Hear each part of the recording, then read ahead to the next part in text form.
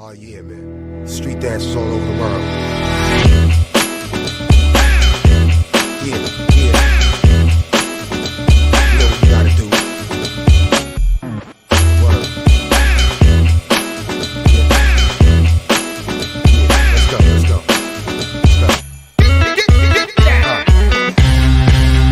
Come on. Oh yeah. The turntable spins using new ability, agility that wins. And then your crew got burned. To be the master of the craft, you gotta practice to learn, kid.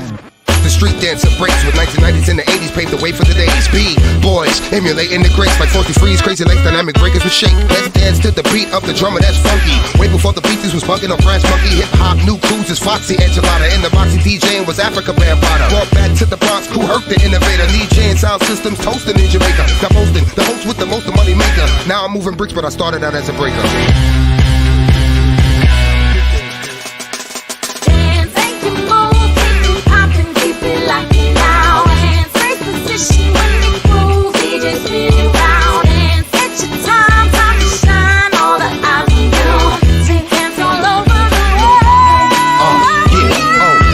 The turntable spins, brothers cautious, listening to Bob James Nautilus, and of course James Brown, funky drummer the sound in the summer, before you saw the hustler in the Hummer.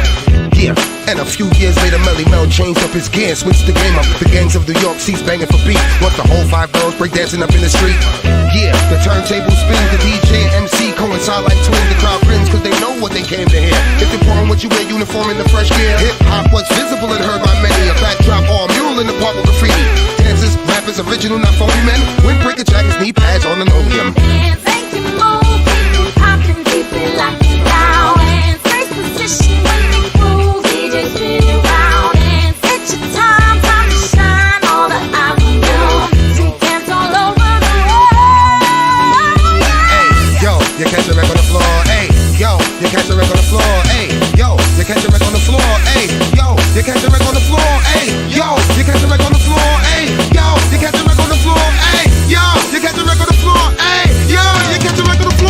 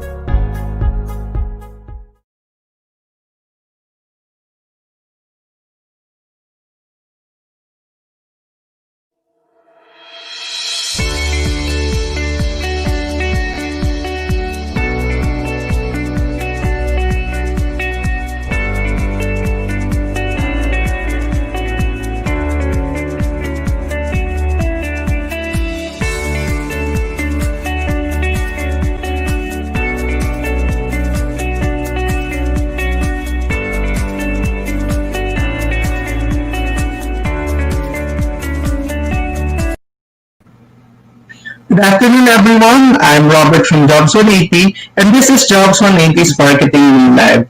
Now, today's session is done in coordination with the Bohol Employment and Placement Office. So, thank you for joining. Thank you for being on time and being here with us. Before we move forward, we will first have the prayer, the national anthem, and lastly, the awit sa Bohol.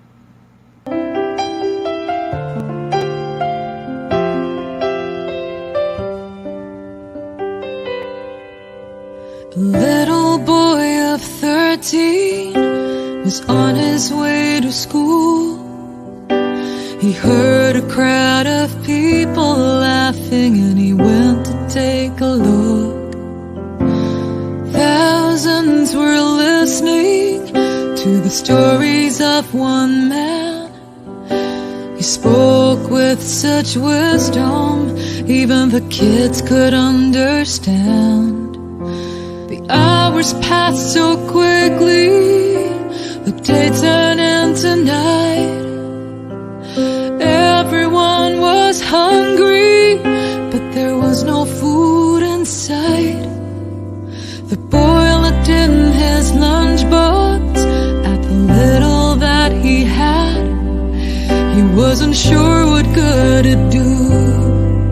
There were thousands to be fed, but he saw the twinkling eyes of Jesus, the kindness in his smile, and the boy cried out with the trust of a child. He said, "Take my 5 loaves and 2 fishes, do with it as you will. I surrender. Take my fears, my inhibitions, all my burdens, my ambitions. You can use it all to feed them all." I often think about that boy when I'm feeling small, and I worry that the work I do means nothing at all. But every single tear I cry is a diamond in his hand. And every door that slams in my face, I will offer up in prayer. So I'll give you every breath that I have. Oh Lord, you can work miracles. All you need is my amen. So take my 5 loaves and 2 fishes, do with it as you will. I surrender. Take my fears, my inhibitions, all my burdens, my ambitions. You can use it all. I hope it's not too small. I trust in you. I trust in you. So take my 5 loaves and 2 fishes, do with it as you will. I surrender. Take my fears, my inhibitions, all my burdens, my ambitions. You can use it all. No gift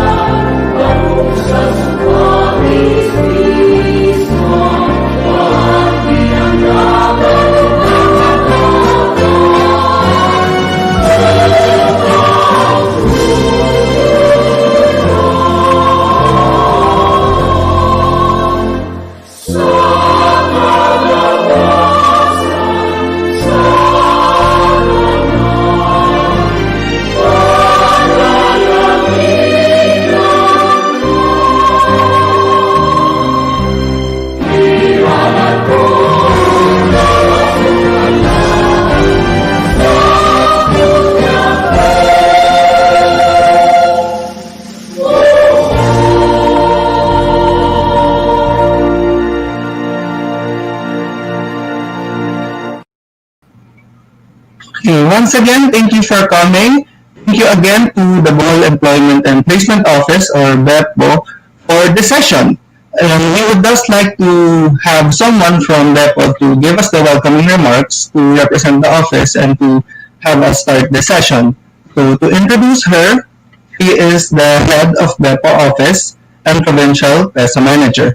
Currently the president of the Bohol Association of PESA Managers, as well as the president of the Regional Association of PESA Managers and the national treasurer of the PESA Managers Association of the Philippines. We would like to welcome Ms. Maria Vilma C. Yorong for the welcoming remarks. Good afternoon, ma'am. Vilma. Good afternoon. Good afternoon, everyone. Good afternoon, ma'am. So I will be heading backstage and you could start your remarks po once I'm done. So far, your video and audio is clear. So thank you. Okay, thank you. Good afternoon, everyone. We at the Provincial Government of Bohol, particularly as at BEPO office, are very proud to inform you that our provincial leaders, led by our beloved Governor Attorney Arthur C. Yap, are trying their very best in pursuing all possible means to extend any form of assistance to our Boholano youths, especially to our job seekers. Last October 15, 2020, the provincial government of Bohol launched the Laong Bohol, which is a province-wide program providing accessible, sustainable, and integrative multi-sectoral interventions. One of the components of Laong Bohol is Bansay, which is to train or to harness, by way of providing trainings for the youths in various fields that will hone their survival skills. Hence, today's activities aims to enhance the basic skills in job hunting and give all of the participants some insights on the current employment realities in a very competitive business environment in the midst of the prevailing economic difficulties we are experiencing right now due to the COVID-19 pandemic. In behalf of the provincial government of Bohol, I am inviting all the Boholano youths, especially the job seekers, to find time joining this webinar and the launching of our virtual career fair. Please allow me to recognize and thank the people who made this activity possible. To our partners at jobs180.com, especially to Sir Kim Chua, to whom we are very grateful for initiating and leading this virtual activity for our Boholano constituents. Jobs180.com is a long partner of the province of Bohol, providing career guidance advocacies to our colleges and universities. To the Department of Labor and Employment, for all your programs and services extended to the provincial government of Bohol. The Bohol Employment and Placement Office is also extending our sincerest thanks to Governor Arthur C. Yap for all the support he provided to us. The provincial government of Bohol also thanked the presidents and administrators of all the colleges and universities in the province for extending all their support in all related activities like this. And of course, to our beloved students and participants, thank you for heeding the call to join the webinar this afternoon. Again, on behalf of the provincial government of Bohol, welcome to our virtual activity and good luck to our job seekers in the virtual career fair. Thank you so much and good afternoon. Thank you, ma'am Vilma. And as you mentioned, we are doing what we can to help those that are part of the organization. So thank you very much, ma'am. We could now start with the program. Thank you for, first of all, helping us fix this, arrange this, and of course for giving the welcoming remarks for everyone here. Thank you. Okay, so we are ready to start. But before that, gusto po namin makilala kayo. We have the topics on the screen, pero we would want to ask you first to comment dyan sa comment box ang inyong name and school. So, para lang mas makilala namin kayo kung sino aming viewers and all. Okay, so our topics for today, first is labor education for graduating students. We have a representative from Dole. Selling yourself or your new online business, CDO Foodsphere. Enhancing communication skills, have someone from Cognizant. technology solutions. And then for our last portion, work opportunities in Bohol, we have here three companies kasi we will have more of a panel discussion from BDO Unibank, IBEX Global, and Sykes Asia. For the first three topics, we have a talk, and then after that, meron tayong short Q&A, and then we will move on to the next. Last is different because it's a panel discussion. Okay, so we could start to introduce our first speaker for the first topic. She is a graduate of AV Psychology from St. Teresa's College of Cebu City. She is a licensed profession teacher and a former HR practitioner. She has served in the government for 7 years from the Senior Labor and Employment Office of Dole. Ms. Angeli Salgados will be giving us our first talk for our first topic.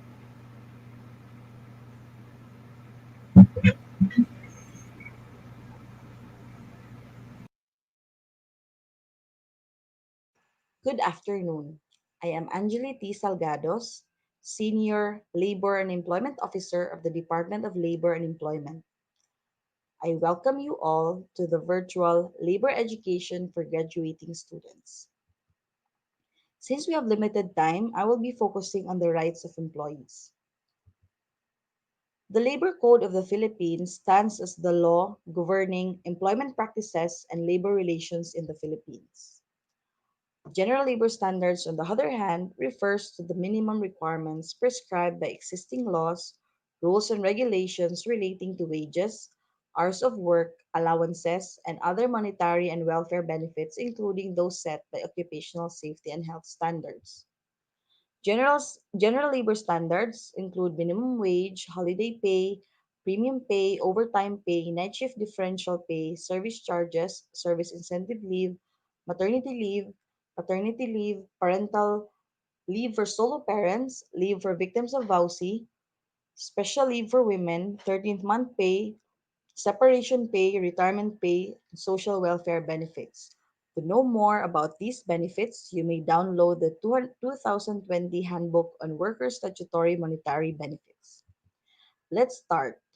Let's start with minimum wage. You can see at the top, um, establishments are classified as employing 1 to 5 workers and employing 1 to 9 workers. So if there is a check mark, meaning the applicable labor standards is applicable to these types of establishment. So minimum wage order RO 722, effective last January 5, 2020, states that Tagbilaran City has a minimum wage of 366, and those employing less than 10 workers rather, gets 361. Establishments located outside Tagbilaran City gets 356 and 351 for those employing less than 10 workers. An employer is exempted from paying his employee minimum wage if the employer is a holder of a Barangay Micro Business Enterprise or BMBE issued by the Department of Trade and Industry. Next, we go to holiday pay. As you can see, it is not applicable. So establishments employing less than 10 workers are not entitled to pay their employees holiday pay. So these are the pay holidays rather of the year. New Year's Day, Araw ng Kagitingan, Monday, Thursday, Good Friday, Labor Day, Eid Independence Day, Eid al-Adha, National Heroes Day, Bonifacio Day, Christmas Day, and Rizal Day. So an employee for working for 8 hours in one day gets paid 100% of his basic pay. For working on a holiday, the worker gets an additional 100%. That's why it is called double pay. When a worker does not work on a regular holiday, the worker of course does not get his basic pay, rather he still gets his holiday pay provided he was present the day immediately preceding the holiday or he was on sick leave with pay. Next, premium pay. Premium pay or special holiday pay. When a worker works on this day, Chinese New Year, EDSA Revolution, Black Saturday, Tagbilaran City Charter Day, Bohol Day, Ninoy Aquino Day, All Saints Day, All Souls Day, CPG Day, Feast of the Immaculate Conception, additional special non-working day, and the last day of the year. If you've noticed, November 2 and December 24 are usually not part of the special holidays. It will depend on whether it is declared by the president, just like, for example, election day and all other days as declared by the president. So when a worker works on a special holiday, he gets an additional 30%. Premium pay is also applicable when an employee works on his rest day, which does not necessarily have to be Sunday, but it depends on the employer of the employee. So, depending on the nature of the business, the rest day may fall on a Sunday or any days of the week. So, this is considered a no work, no pay. So, if the worker does not work on this day, then he gets no pay. Overtime pay. The normal working hours of a worker is 8 hours. So if a worker works more than 8 hours, he is entitled to overtime pay. However, the overtime needs to be pre-approved by management for the employee to claim overtime. So it does not mean that the worker has the option or can decide on his or her own to render work or render overtime work and expect to be paid for overtime. So on ordinary days, the worker gets an additional 25% of his basic hourly rate. So to get your hourly rate, your existing rate divided by 8 hours, that is your hourly rate. So you multiply it to 25%, so that is your overtime pay per hour. So on special days, rest days, and holidays, you get an additional 30% of your regular hourly rate on these said dates. So for example, if a company is working in a compressed work week scheme, so for example, you work Monday to Friday, you work 8 hours per sorry, rather, you work for Monday to Saturday and then you work for, instead of working for the Saturday, the 4 hours of Saturday is distributed on Monday, Tuesday, Wednesday, and Thursday. So you may be rendering overtime of 1 hour per day. However, since it is done to fulfill or to complete the number of work hours per week, so you're not entitled to overtime pay. Undertime work does not offset overtime work. Next, night shift differential. So the night shift differential is not applicable to less than 1 to 5 workers. However, it will be applicable to less than 10 workers. So night shift differential pay is an additional 10% pay of your basic regular rate for working between 10 p.m. to 6 a.m. These are applicable to um, establishments with night shift schedules. So for example, hospitals, call centers, resorts, and other establishments.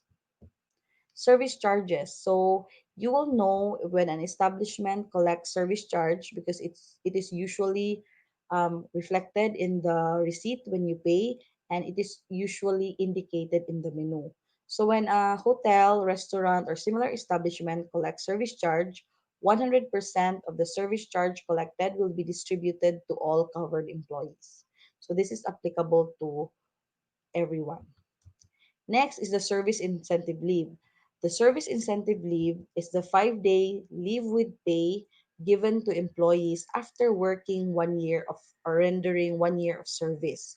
So it will depend on how the employee would want to use his or her service incentive leave, whether it will be as a vacation leave or as a sick leave. So vacation leave and sick leave are not mandatory. So this is employer's discretion, and this is the only leave that is convertible to cash if unused at the end of the year. So depending on the capacity of the establishment to pay, the establishment may give more than the mandated 5 days per year of service. Maternity leave, this is applicable to all female establishments of all female employees of all establishments, wherein a female worker is entitled to 105 days with full pay for live childbirth, and for miscarriage and emergency termination of pregnancy, she gets 60 days. And if the female employee is a solo parent, she gets an additional 15 days with pay. Solo parent leave will be discussed later on. An employee also has the option to extend for an additional 30 days without pay in case of live birth. So, for miscarriage or emergency termination, it will only be 60 days. The female employee also has the option to allocate 7 days of said benefits to the child's father or to the alternate caregiver. So what is important is upon filing of the maternity notice, the female employee should needs to indicate in the form that she is allocating 7 days to the child's father or to the alternate caregiver. Paternity leave. This is given to a male married employee in the private sector. The employer may require the male employee to submit the marriage certificate to prove that the um, woman giving birth is the wife of the male employee. So the male employee is entitled to 7 days leave with pay up to 4 deliveries. So with regards to the maternity leave, there is no limit. So if you can afford to have 10 children or more, then it is fine. But for the paternity leave, it is only up to 4 deliveries. Still, as we mentioned, it's only the service incentive leave that is convertible to cash. So all other leaves that will be discussed later on is not convertible to cash. Or depending, not unless they have a collective bargaining agreement or it is stated in the policy of the company, but it is not mandated by law. Solo parent leave. So who are solo parents? So solo parents are those, for example, giving birth as a result of rape or crimes against chastity, death of spouse is detained or is serving sentence for criminal conviction for at least 1 year, physical and or mental incapacity of spouse, declaration of nullity of marriage, legal separation, abandonment of spouse, unmarried mother or father who has preferred to keep and rear the child, any other person who solely provides parental care, and any family member who assumes the responsibility of head of the family. So, the solo parent, an employee can only avail of the solo parent leave when an employee is a holder of a solo parent identification card obtained from the DSWD office of the city or municipality where he or she resides. So the employee is entitled to 7 days leave with pay per year after she has rendered at least 1 year of service. And again, this is not convertible to cash. Leave for violence against women and children. So this benefit is given to female employees who are victims as defined in RA 9262.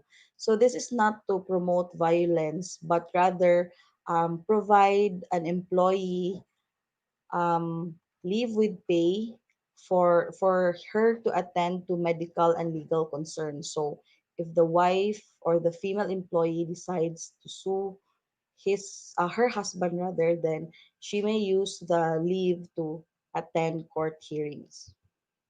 Special leave for women, this is for gynecological disorders requiring surgery. So any part of the female reproductive organ that needs to be removed as certified by a competent physician. So the employee is entitled to a maximum of 60 days paid leave per year. So when the employee avails of this leave, the sick leave credits should not be used up first because this is a different benefit solely for women. 13th month pay, um, all employees who work for at least 1 month would be entitled to 13th month pay.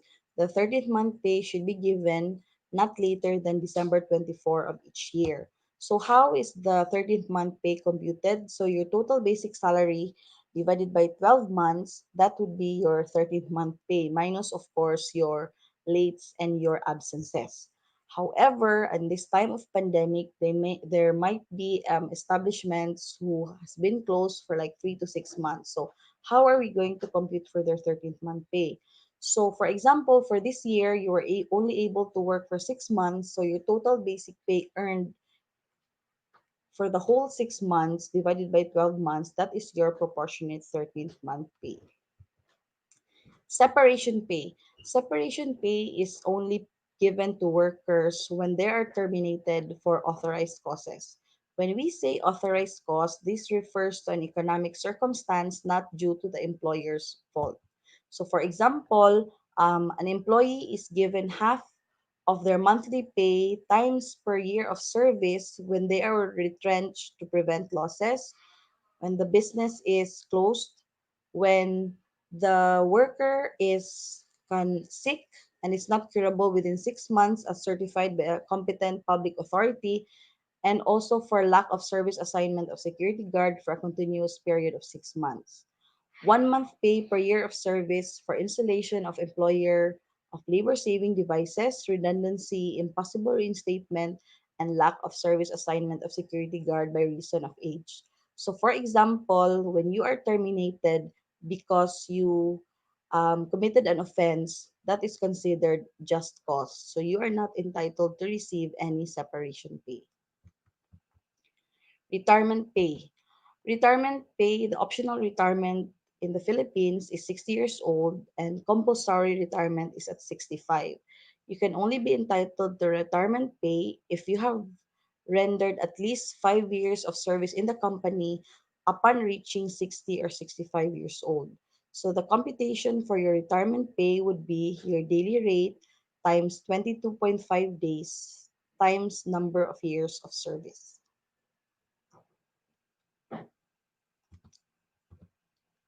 So how soon can you get your last pay? So your last pay would include, for example, your retirement pay if you are retirable employee, and all other money claims should be released at least 1 month after your clearance has been signed and after you have separated from the company. Certificate of employment should be released 3 days after the request of the employee. SSS, PhilHealth, and Pag-ibig shall be given to workers on the first day of employment. So it will not depend on whether you are regular or not. But as soon as you start your employment, you should be covered by these three. You probably not heard about ECC, or the Employees Compensation Commission. It is a different government agency, but it is actually SSS who is collecting the contribution, and it is also the employer who is paying for this. So this is also used for work-related claims. So for example, you are ill, or um, you you get into an accident on your way to work or from the office back to your residence, provided there is no deviation in the route, then that is also considered as part of work. So for these cases, you may file your easy claim through the SSS. Should you be working in the future and would like to have a discussion on the labor laws, you may send your letter of request to our officer in charge, Ms. Maria Corazon H. Monroy, through this address. You can also reach us at 411-0806, and you can send us an email at dollyboholfo@gmail.com. Thank you so much for listening, and I will be entertaining questions. Thank you so much, and have a nice day. Thank you, Miss Angeli. I see that you are here now with us live. Thank you for preparing the video earlier for us. So, Thank you. yes, ma'am. So, we have here questions. We're here live to answer questions as mentioned dun sa end nung inyong video. So, a question here is asking, ano pong basic requirements hihingin sa mga fresh grad? Basic requirements for fresh grad. The Department of Labor and Employment has issued an advisory regarding fresh graduates, wherein they are not required to submit original copies, considering that they still have no income and then they're just starting work, so they can maximize having certified true copies of their documents. So what is important is when you start for work, or when you will be looking for work, if you can secure in advance your SSS numbers, your PhilHealth numbers, and Pag-ibig numbers, because sometimes, usually the problem comes in when the employer is ready to hire, and then the employee is not ready with the basic documentary requirements. Okay. A follow-up question po, you mentioned earlier about presenting a certified true copy. Baka matulungan yung iba na parang ako, I was not aware kung ano po ba ibig sabihin ng kapag isang document ay certified true copy and paano mo siya mapapa-certify. Okay. You can go to when your TORs, for example, are released in your school.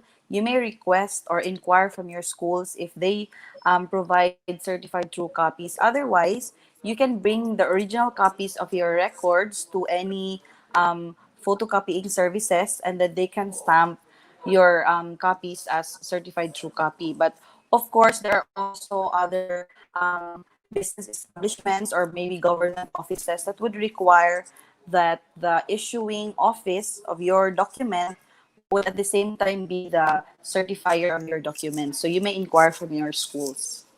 Ah, okay. So, the schools can give the certified true copy. Mas sure yun kesa dun sa papa-certify mo Yes. dun sa iba. Okay, sige.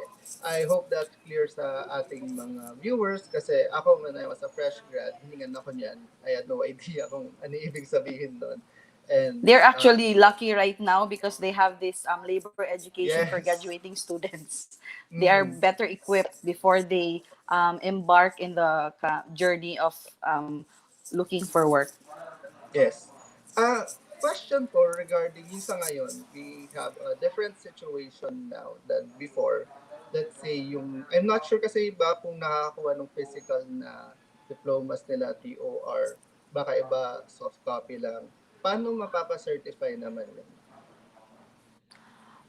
That would be difficult because I Mhm. think any office, like for example, based on my experience recently when I renewed my license from BRC, of course, they would require that you present the original first, although they are the issuing office of the said document, but they still needed that I present the original copies before they issued me certified true copies of the document. So at the moment, we really need I think they would really need to um, see the documents first. So they need to do a physical visit of their school or any office who issued their certificate. Okay, so I hope na note yun ng ating mga viewers. And meron tayong question right here. Pwede na maka-apply ang graduating. I hope you can see sa screen from April Angelica Amon. May question siya, pwede na maka-apply ang graduating. Actually, it will depend on the company who is hiring you. Because sometimes students, even during their time of internship, and then if, for example, they have shown very good work ethics while doing their internship, there are other companies who encourage the interns to submit applications already. So it will really depend on the employer. You don't have to be a graduating student, a student who has really graduated. So it really depends on the employer. Okay, so that's the answer for Miss April, answering sa Angeli. Ma'am, kanina you were mentioning about yung wag masayang yung CV that some company having dapat kompleto na yung requirements para maka-start now. I am familiar with yung ibang companies na tinutulungan yung iba mag-process ng kanilang requirements. May ganitong ginagawa po bang practice? Yes, yes. It depends also on the company because there are also other companies who wouldn't mind processing the documentary requirements or pre-employment requirements when the employee has been hired already. So it really depends on the employer. So there are others who want to make sure that there are no problems when the employees start working. They would require that the documents are already ready. Okay.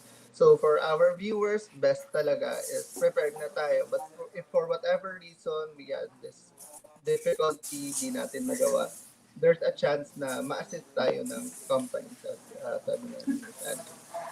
If I may add, sir, Ay, the sige po, go. company, the students, when they file for graduation, if I'm not mistaken, they are required to submit NSO birth certificates. So they need to really keep that, because when you work and then when you apply for your SSS number, you will be required to present your birth certificate. So please be ready with photocopies or certified true copies of your birth certificates, because definitely that is a requirement. So if you have problems or issues with your birth certificate, so you make sure to do the necessary corrections right now, because it will definitely be, for example, there are others who are female, yet in their birth certificates they are male. So that would be a problem in the future. So if there are any problems regarding the spelling, their birth dates, then if they want to correct it, they need to correct it immediately. Otherwise, they'll have to live with it and live with a mistake for the rest of their lives. Okay, thank you for that, Miss Angeli. So to our viewers, yun na ang unahin nyo, birth certificate. Baka isipin nyo to follow na lang yan, inunan nyo pa yung iba. Well, iikot din kayo, yun talaga ang isa sa mga requirements na hihingin sa inyo. And as mentioned by Miss Angeli, siguraduhin nyo na tama, kailangan ma-update, or kung may wrong spelling, or kung hindi tama yung date. Like ako, share ko lang yung baptismal certificate ko, ay yung mali yung year, so mukhang nauna pa ako na binyag kaysa pinanganak. So ganun. May mga ganyang issues po sa ating mga documents, and again, very important is the birth certificate. Diyan tayo mag-start. So correct nyo na yan para maayos na lahat ng susunod. So I think that's it, Miss Angeli, for our questions. Thank you for coming with us live now and for preparing yung video natin today. So thank you, Okay, thank you so much, and God bless and good luck to our job seekers. And hopefully they pass with flying colors. Hopefully by March.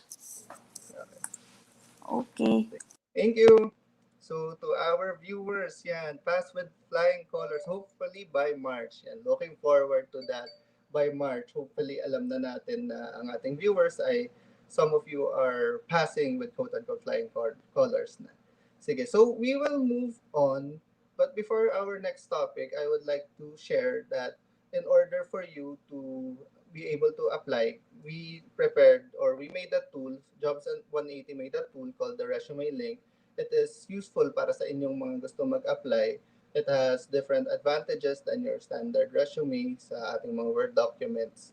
So we prepared a short video, and we would like to play it now for you, and I would be discussing it very shortly after. There are 3 easy steps in creating your resume link.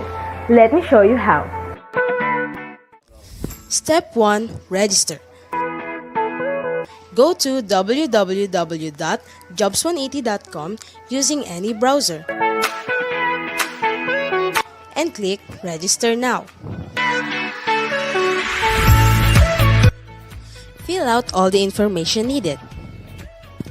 In choosing your resume link, use your full name so that it looks professional and it's easy to recall by potential employers. For example, Antonio Juan de la Cruz.jobs180.com. Step 2. Create and design. When creating your resume, make sure to complete your personal information and upload your profile picture. One of the highlights of the resume link is the portfolio section. In the portfolio section, you can show off your skills by uploading samples of your work like documents, pictures, videos, and your social media links.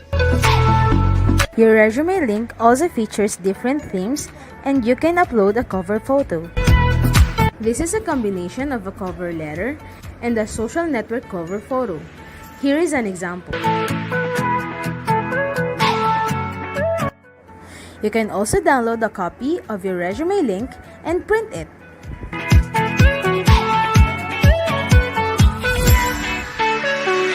Step 3. Apply for a job. There are many ways to apply with your resume link. First is browsing the job recommendations in your Jobs 180 dashboard. If you're qualified, click Submit Resume Link. So what are you waiting for? Dress up your next generation resume, stand out brightly among the competitive job seekers in the market, and win the heart of your future employers using Resume Link.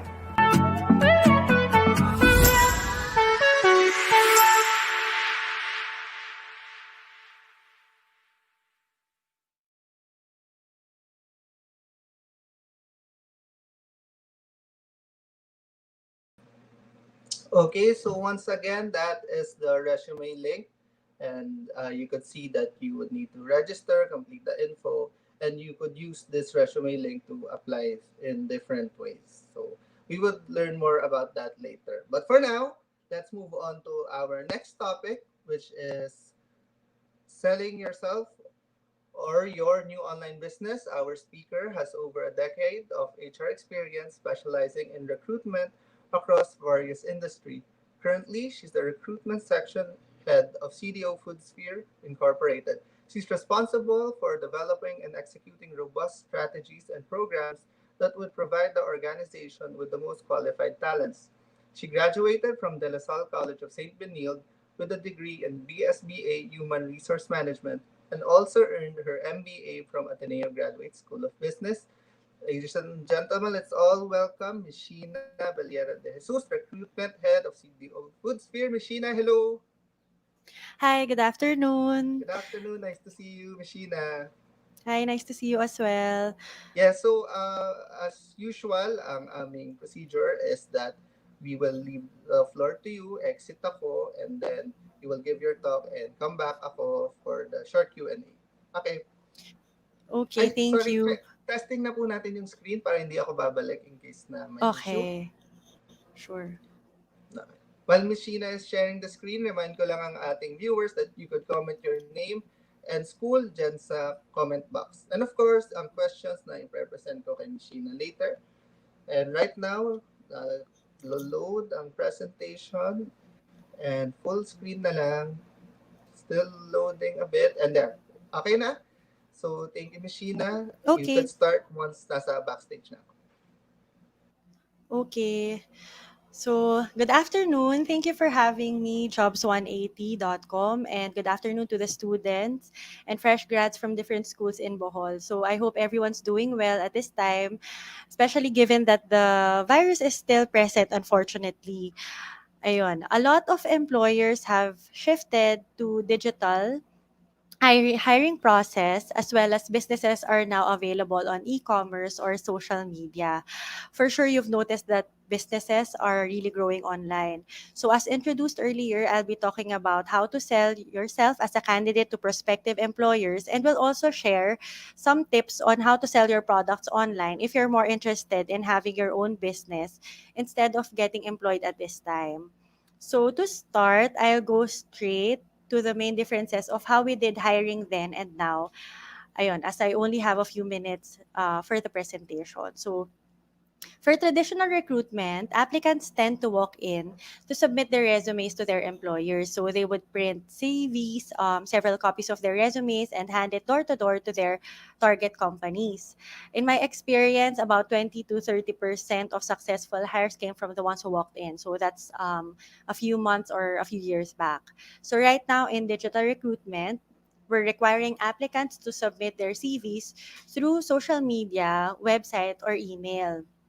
It's actually more economical, as you don't need to print your CVs or to commute to just to submit your resumes to your prospective employers. You just have to make sure you're submitting it to the official web page of the employer to avoid giving out your information to the wrong people.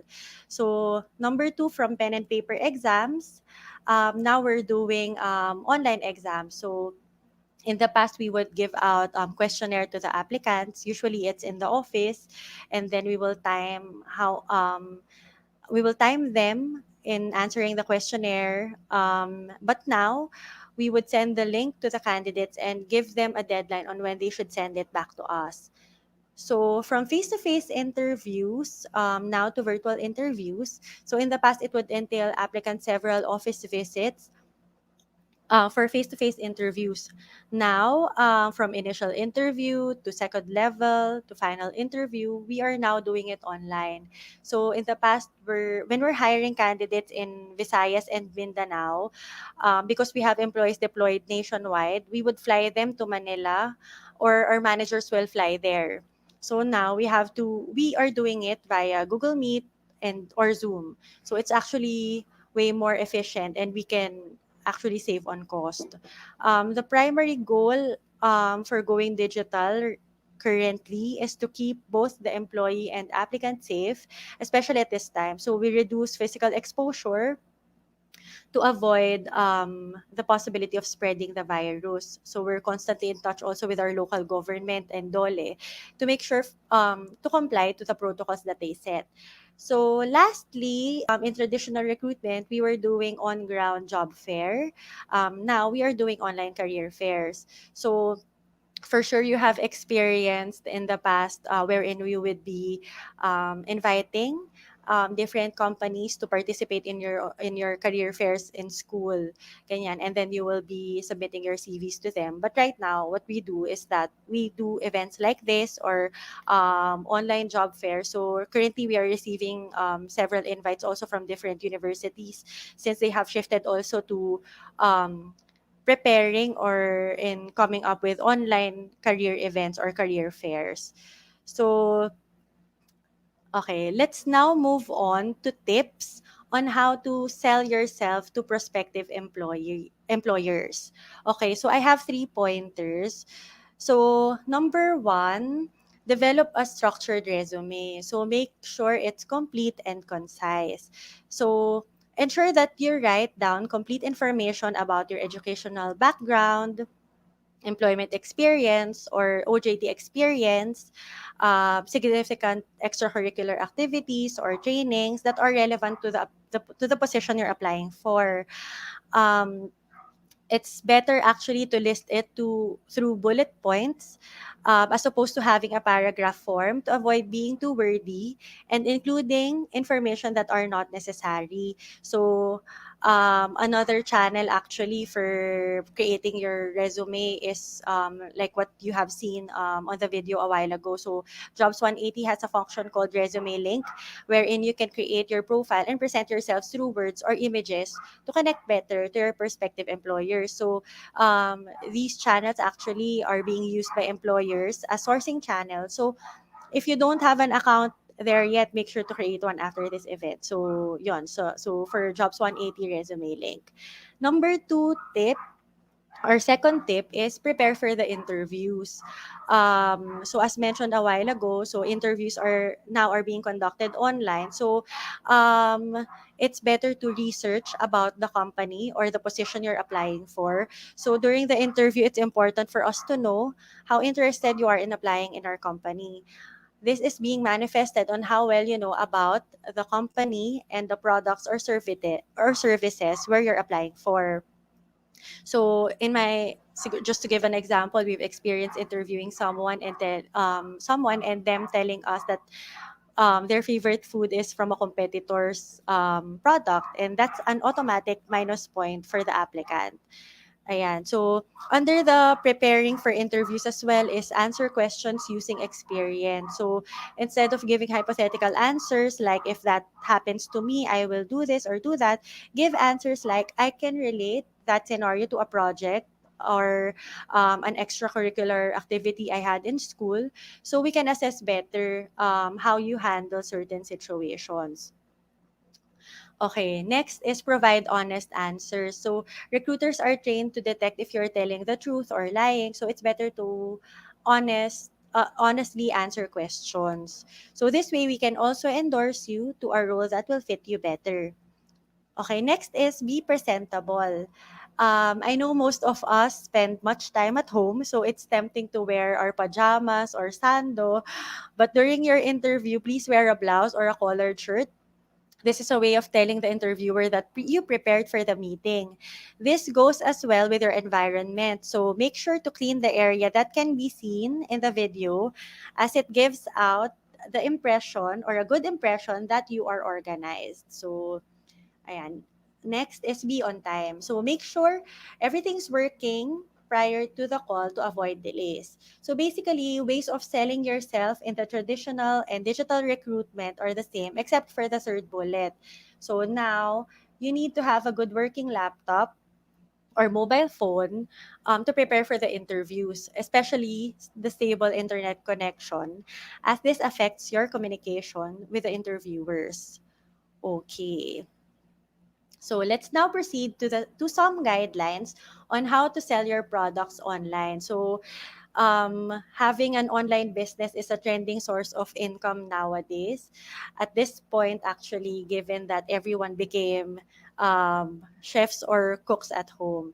So I have 3 pointers for this one as well. So number one, it's important to make your products appear clearly on mobile or web. So take high quality image or videos of your products. So it's important to have high quality or high resolution and avoid those blurred ones. So there are a lot of online sellers now. So aesthetics or how you advertise your products is the first thing that attracts customers. You may use tools like Canva or Photoshop to present your products creatively. However, don't over-edit. So, ito yung mga reality versus expectations, no? So, um, we don't want to give false expectations to your customers, which may result to non-repeat customers. So, we would want to take care of our customers by giving them um, products that are kumbaga real when they arrive in your customers homes, right?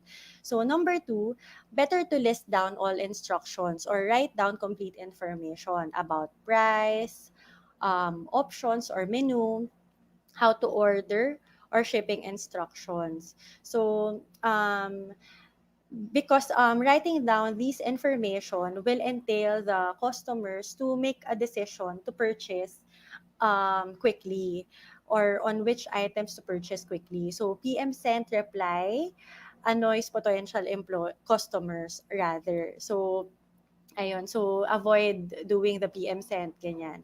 So now we would want to get answers quickly or customers would want to get answers quickly. It will also be less work for you as well since you won't get as much questions anymore and avoid missing out some inquiries. So lastly, choose the sites where to post. So it's up to you actually to determine where your customers are, whether it's on Instagram or Facebook, Lazada or Shopee, you just have to make sure to respond to customers right away and track their orders. As an example, CDO, my employer, has recently launched our online store in both Shopee and Lazada. So actually, the challenge for everyone who are selling online um, is to respond to all inquiries and to make sure that you track orders. In effect, if you lose yung mga orders or inquiries, in effect, you may lose customers as well because high responsiveness is usually equal to high sales. Okay, so there. So a while ago, I was introduced as someone who's working at CDO. So let me share with you some information about the company where I'm working at. So CDO Foodsphere, we are a food manufacturing company. We are based in Valenzuela City, Metro Manila. We also have another manufacturing plant in Malvar, Batangas, also in Luzon. We have been in the business for 45 years. CDO stands for Corazon Dairoong. She's the name of the founder of CDO. So let me um, share with you some information as well. So, a delicious story of success. So, from a simple dream of providing delicious food for her family, the CDO story has turned into a lifelong commitment or of providing Filipinos with high quality and affordable products. So, our mission is that we champion meal times and unite families through food that calls them home. We live to bring them freshness and delight of mom-made cooking that fills their hearts. Our vision is that we will be the most trusted food company, loved for how our food creations bring and bond all generations of people together. We have five values. So, number one is that we are passionate about customers and consumers. We have love for God. So, actually, we have chapels in both our manufacturing plants, and we conduct first Wednesday mass every month. Okay, next is that we have integrity. We are open and collaborative. We are innovative and entrepreneurial. So, um, actually, we anchor all our decisions and our programs to our values, and we make sure that we don't get derailed from from our core values, as mentioned here. Here are some of our products. So we have several categories. So we have frozen meat. So we have Bibo hot dog, Idol hot dogs, holiday ham, ulam burger. We have bacon and fantastic tocino and a lot more products. We also have canned products or canned meat.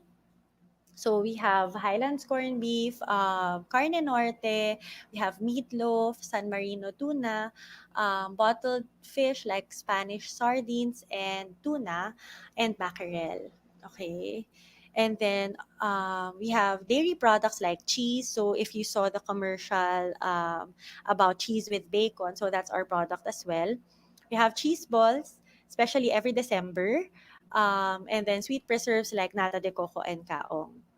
So aside from our of the aspect of our company that's for profit, we also have an organization that's for non-profit. So we have Odyssey Foundation, and it has five pillars. Number one is Gabay Nutrition. It's a supplemental feeding program to malnourished children. So especially because we are a food company, so it's important for us to address the food concerns of several communities or malnourished children. We also have Gabay Edukasyon. It helps provide the needed resources to existing institutions. Gabay Kalikasan, it aims to bring back green into our surroundings. So we have tree planting activities. We also have cleanup drives, especially in the near communities. Gabay Hanap Buhay, it conducts livelihood programs on meat processing for mothers. So given that our founder is a mom, so we related that to a pillar in Odyssey Foundation. So to give them support also on starting up their own business if ever. And then lastly, we have Gabay Lingkod as pillar. It's a response to the various needs of the community. So, for example, we have the recent Typhoon Rolly. So, we would be providing or sharing some of our products to the affected communities. Okay. So, as a company, we believe that we are responsible to keeping our environment clean and green. So, we have several programs such as wastewater treatment, recycling efforts, use of solar energy, and reduction of plastic usage. Um, as a company, we believe that we are responsible in keeping our environment clean and green. So, we would want to be ambassadors in keeping our communities where we operate not only clean but safe as well. So for job openings, I don't have a slide for that one. So for Visayas and Mindanao, as mentioned earlier, we usually hire people for sales who are in charge in key accounts or supermarkets or sari-sari stores or markets, and also branch administrators, as we have warehouses and branches also located both in Visayas and Mindanao. So so that's it for my presentation. So if you want to contact us, the information are written here. Um, so that's it for my presentation. Thank you and keep safe, everyone. Thank you, Sheena. So thank you for sharing us tips on how to sell yourself and products online. You mentioned kanina, Miss Sheena, na isa sa mga main issues when selling yourself sa interviewer is halatang hindi ka nag-prepare. Like yung example niyo earlier was someone na yung competitor niyo pa yung na-promote or yung nasabihan na gusto niya or whatever. Ano pa yung ibang ganun, ka-level nun that malaking no-no na napapansin nyo na hindi usually naiisip ng iba? Aside from not preparing well? Okay. Um, Siguro some of the watch out siguro for the applicants is that aside from not preparing is that there are times when they answer siguro stage answers to some questions.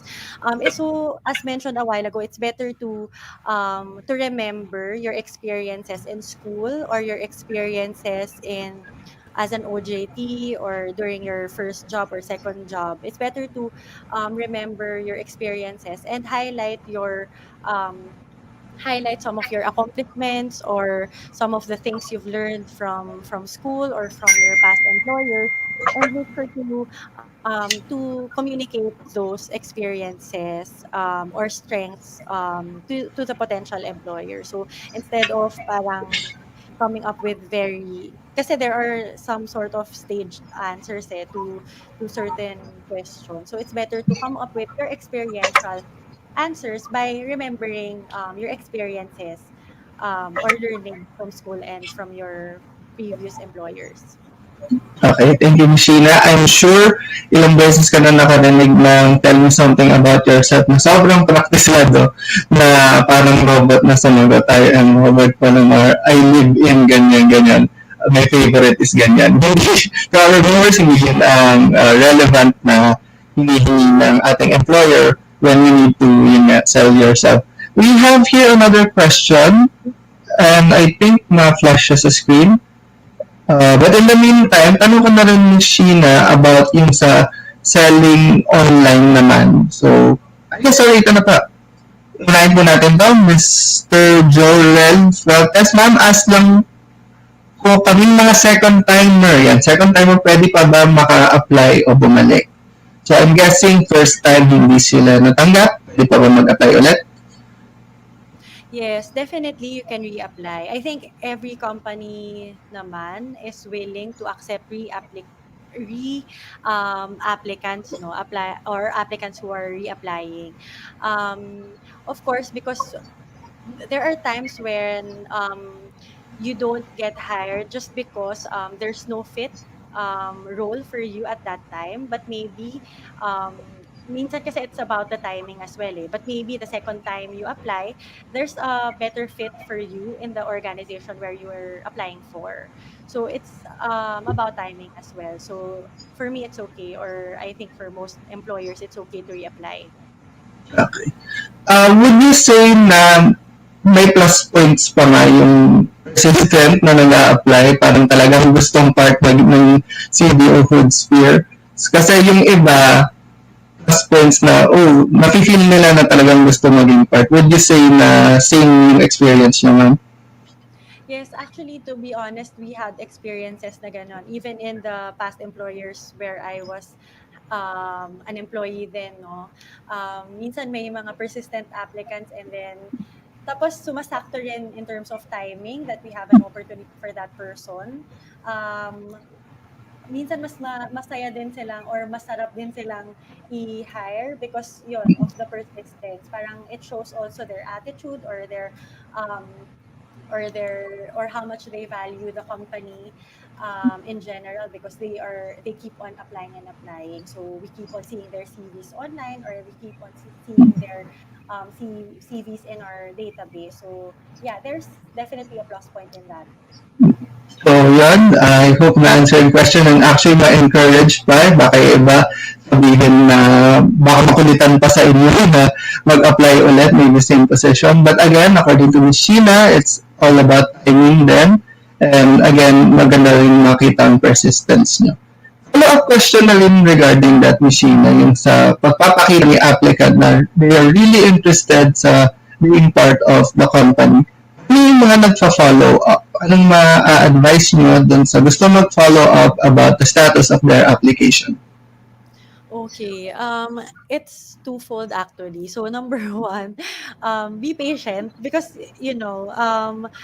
minsan sa dami din ng applicants, minsan parang you just have to give us time also to process everything or to process and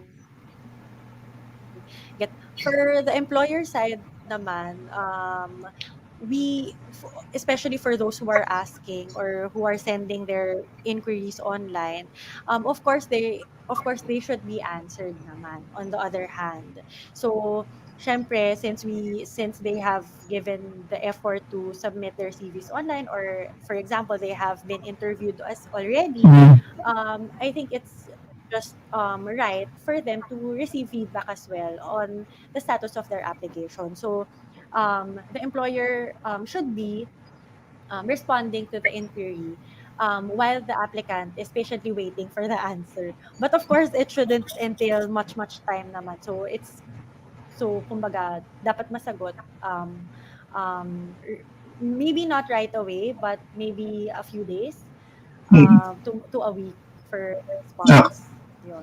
so, a few days to a week, especially those nga na-interview na, I think more on dun sa passing the CV kasi kung na-interview talagang na process na kayo and all. So, few days to a week is good for Sheena. Wag lang kayo masyadong makulit na every everyday twice ka magtatanong. So, I'm sure kaya nyo na matimpla ang tamang way of following up. But then again, just to remind you, following up is okay.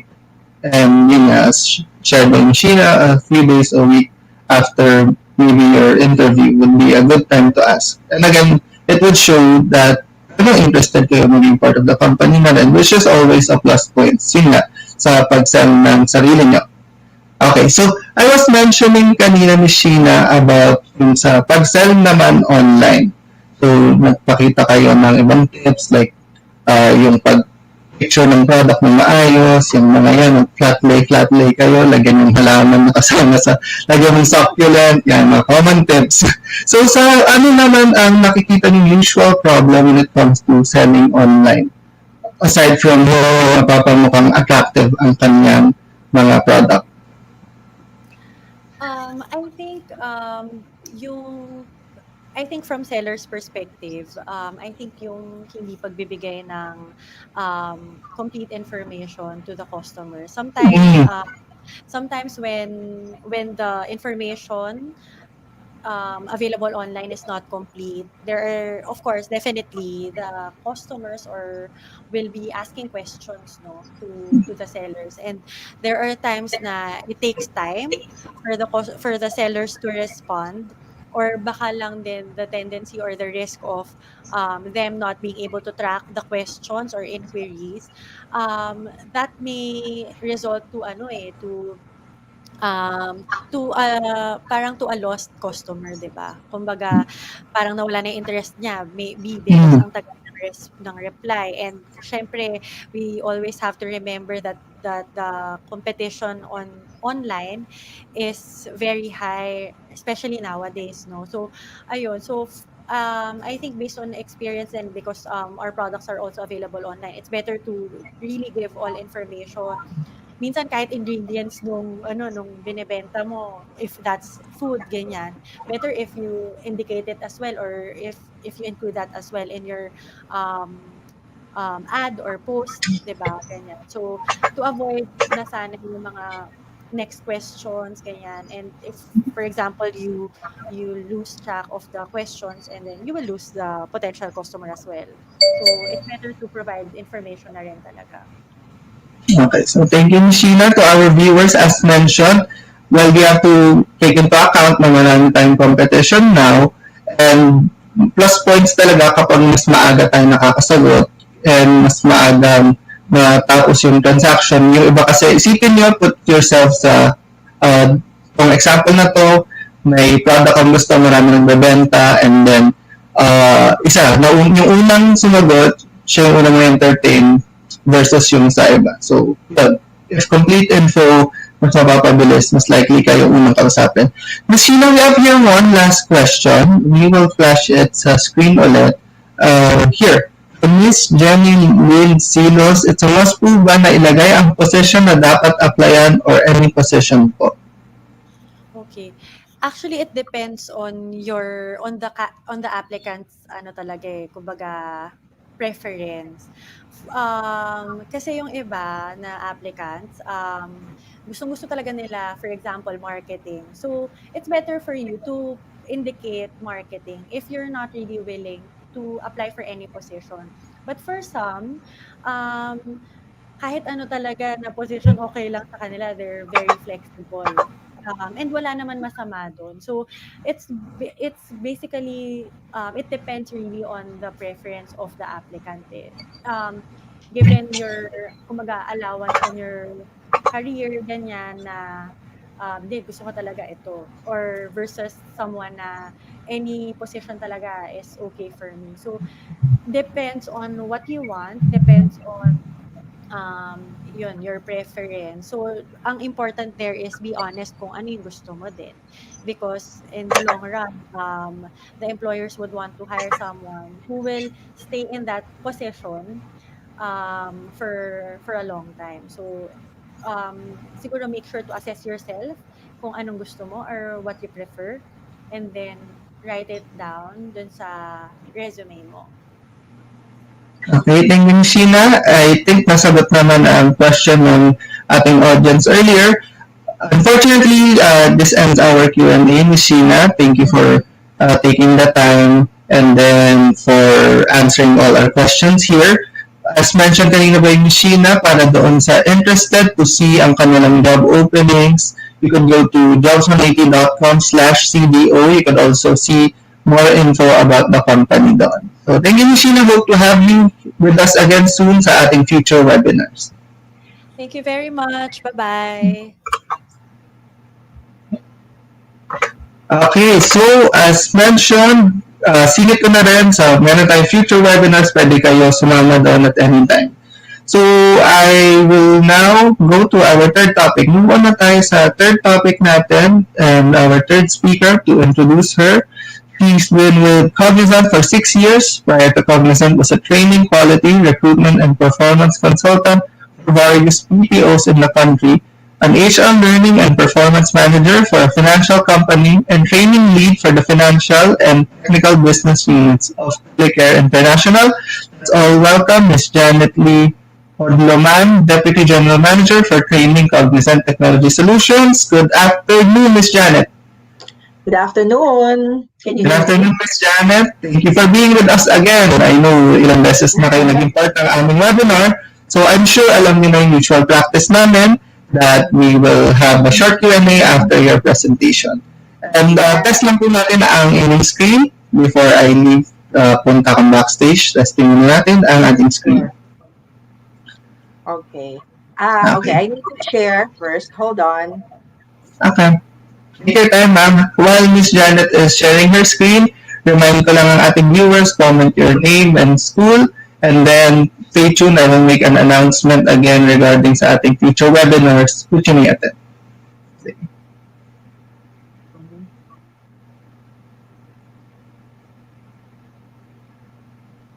Okay, so while Miss Janet's sharing her screen, remind ko lang ating audience na ito ay third topic natin today and stay until yung sa last, which would be a panel interview. Miss Janet, I could see the screen now. It's clear, full screen now. We could move forward. We could start your presentation once nasa backstage na ako. Okay? Okay. Sure. Thank you.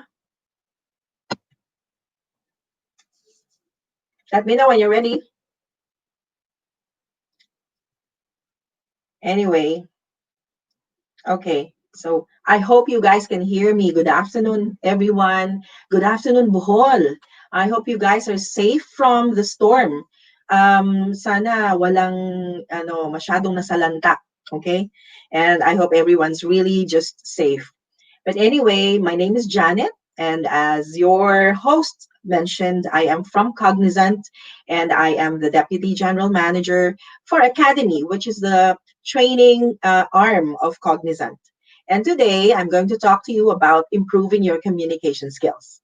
Okay? So before that, of course, let me just give you a quick introduction of what Cognizant is. Cognizant is a BPO company or business processing organization. Okay, and we do have sites, of course, here in Manila and in Cebu. Okay, so if you are interested, and I hope you are interested in the future, of course, you are welcome to join us. Okay, but anyway, so Today, as I said, I'm going to talk about improving your communication skills. Whether or not you will join Cognizant or a BPO organization or any company actually, or even while you're a student, improving your communication skills is very, very important. Okay. So, of course, if you ask yourself, why is it important to improve my communication skills? Let's say you would think, hindi naman ako magko-contact center or hindi naman ako mag-BPO, right? Or hindi naman ako mag-abroad. Why do I need to go and, work on my communication skills? Of course, it is important, guys, okay? Whether it's Tagalog or Taglish or English or any language for that matter, we all communicate, okay? So if we do not know how to use the words properly, construct our sentences properly, and especially if you're talking in English, if you do not know how to pronounce the words clearly, you do not follow correct grammar, chances are you will be misinterpreted. You will not be understood clearly, okay? You will not be able to express your thoughts clearly. Diba? Minsan, ito yung gusto mong sabihin, but because you're not able to construct your sentences properly, iba yung lumalabas, right? So it's very important. And even in Tagalog, right? Like you're used to speaking in Bisaya, you're not used to speaking in Tagalog, it is still important to hone your skills in Tagalog. Or if you want to learn a different language, it is still important to hone your skills in that language, okay? So in general, it's very important to improve, okay, and hone our communication skills because we communicate every day, okay? So we need to be understood. We need to express our thoughts clearly, okay? So today, I will just give you quick tips, maikli lang, mabilis lang tayo today, on how you can do that. I'm sure if you go to the internet, you will find other resources. But today, I'll just give you my own tips, okay? So there are two aspects of communication or two types of communication. I'm sure you know, merong written or yung sinusulat, and then there is oral communication skills, which is the way you speak, okay? Now, under each, if you want to hone both, kunwari, you want to be a good writer, di ba? Even when emailing, let's say, whether or not you join Cognizant or a BPO or a non-BPO organization, you will still be using your email. So therefore, you should know how to write properly, right? Especially if you need to write in English. Now, in writing, there are many aspects that we need to take into consideration. Okay? Hindi lang grammar. I'm sure you know what grammar is, di ba? Yung mga ano natin dyan, subject-verb agreement. Nag-agree ba yung number ng subject mo? Kung singular yung subject mo, dapat singular din yung form ng verb mo or something like that. If you're talking in the past tense, dapat past tense yung verb mo, right? And so on and so forth. So that's part of grammar. And then, of course, vocabulary. When you write, you need to know what words to use and how to use these words. Sometimes you want to impress your readers because you want to use, let's say, very profound, complex words. Okay, you don't want to use the simple words. But sometimes it's not important to do that. Okay, what's important is that you are understood and that you're able to use the words correctly. That's part of vocabulary, okay?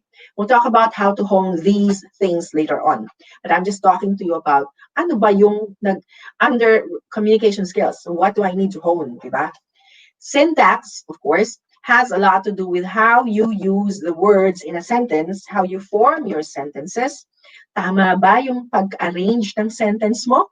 And even the way you arrange your sentences within a paragraph. Okay, that's part of it. Format and structure. When you're writing, right, you can't use text format, di ba? Wala namang format ang text, di ba? Kahit na hindi all caps, kahit na all caps gamitin mo, it's up to you. But if you're writing a formal email or a business email, of course, you have to use the right format and structure. You should know when to, no indentation. For example, everything is aligned to the left. Dapat ganon. Usually, business email, lahat ganon na. No more indentations. Okay, and then of course, you know how to capitalize your letters. Like which words will be using capital first letters. Mga ganyan. You should know that. Okay, that's part of it. Thought organization. This is very important. Like if I were to tell you, for example, something about myself, or if I'm going to tell you about something, I need to be able to organize my thoughts. Will I define it first? And then after that, will I give examples? And then after that, I will summarize. Okay. So that may order, hindi magulo. It doesn't sound like you're jumping from one point to another. Okay. In written, communication skills, that's very important. So that when your readers read what you wrote, it's easy to understand. Hindi yung, ay, parang nasabi na niya to kanina, ay, parang katalon-talon yung thoughts mo. Okay, that's part of thought organization. And of course, spelling is very important. Okay, I'm sure you're familiar, right? But you have to know how to spell words correctly. Okay, and punctuation, that's also very important. You have to know, of course, it's easy to say, okay, you know where to put a comma, you know where to put a period, but when do you use, for example, a semicolon? When do you use a colon? When do you use a dash? Mga ganyan. Dapat alam mo yan, especially if it's business communication. Okay? And of course, accuracy and conciseness. Like if I were to say something, I would like to say it in a short manner, meaning I don't need to use a lot of words. Kung sasabihin ko lang naman, let's say for example, what my favorite or what my hobby is, diba, I can probably say that in 2 sentences, right? Or 3 sentences maximum. Concise, meaning the shorter, the better. Accuracy has something to do with being direct to the point. Diretso ka na sa point, wala nang paligoy-ligoy pa. Okay? That's part of accuracy. So all of these things will be, what comprises your written communication skills. If I were to assess how you write, I will take a look at all of these things, your grammar, your vocabulary, your use of words, etc. Now, that's for writing. But when it comes to speaking or oral communication skills, we have similar aspects or similar areas that we need to look at. Okay? So, of course, nandiyan pa rin yung grammar. You have to know when to use a past tense, progressive tense, or whatever, right? Tenses. Or sometimes even your use of prepositions. Ano ba yung mga prepositions na yan? Usually, we Filipinos, kasi konti lang ang prepositions natin, di ba? We don't normally understand or we're not really familiar with a lot of prepositions, okay? So for example, when we say, for example, let me get back to you. Ibig sabihin, balikan kita mamaya, right? Diba? Balikan kita to you, get back to you. Preposition to. Versus, let me get back at you. Pag sinabi mong at, pag ginamit mo yung at after back, iba na ibig sabihin nun.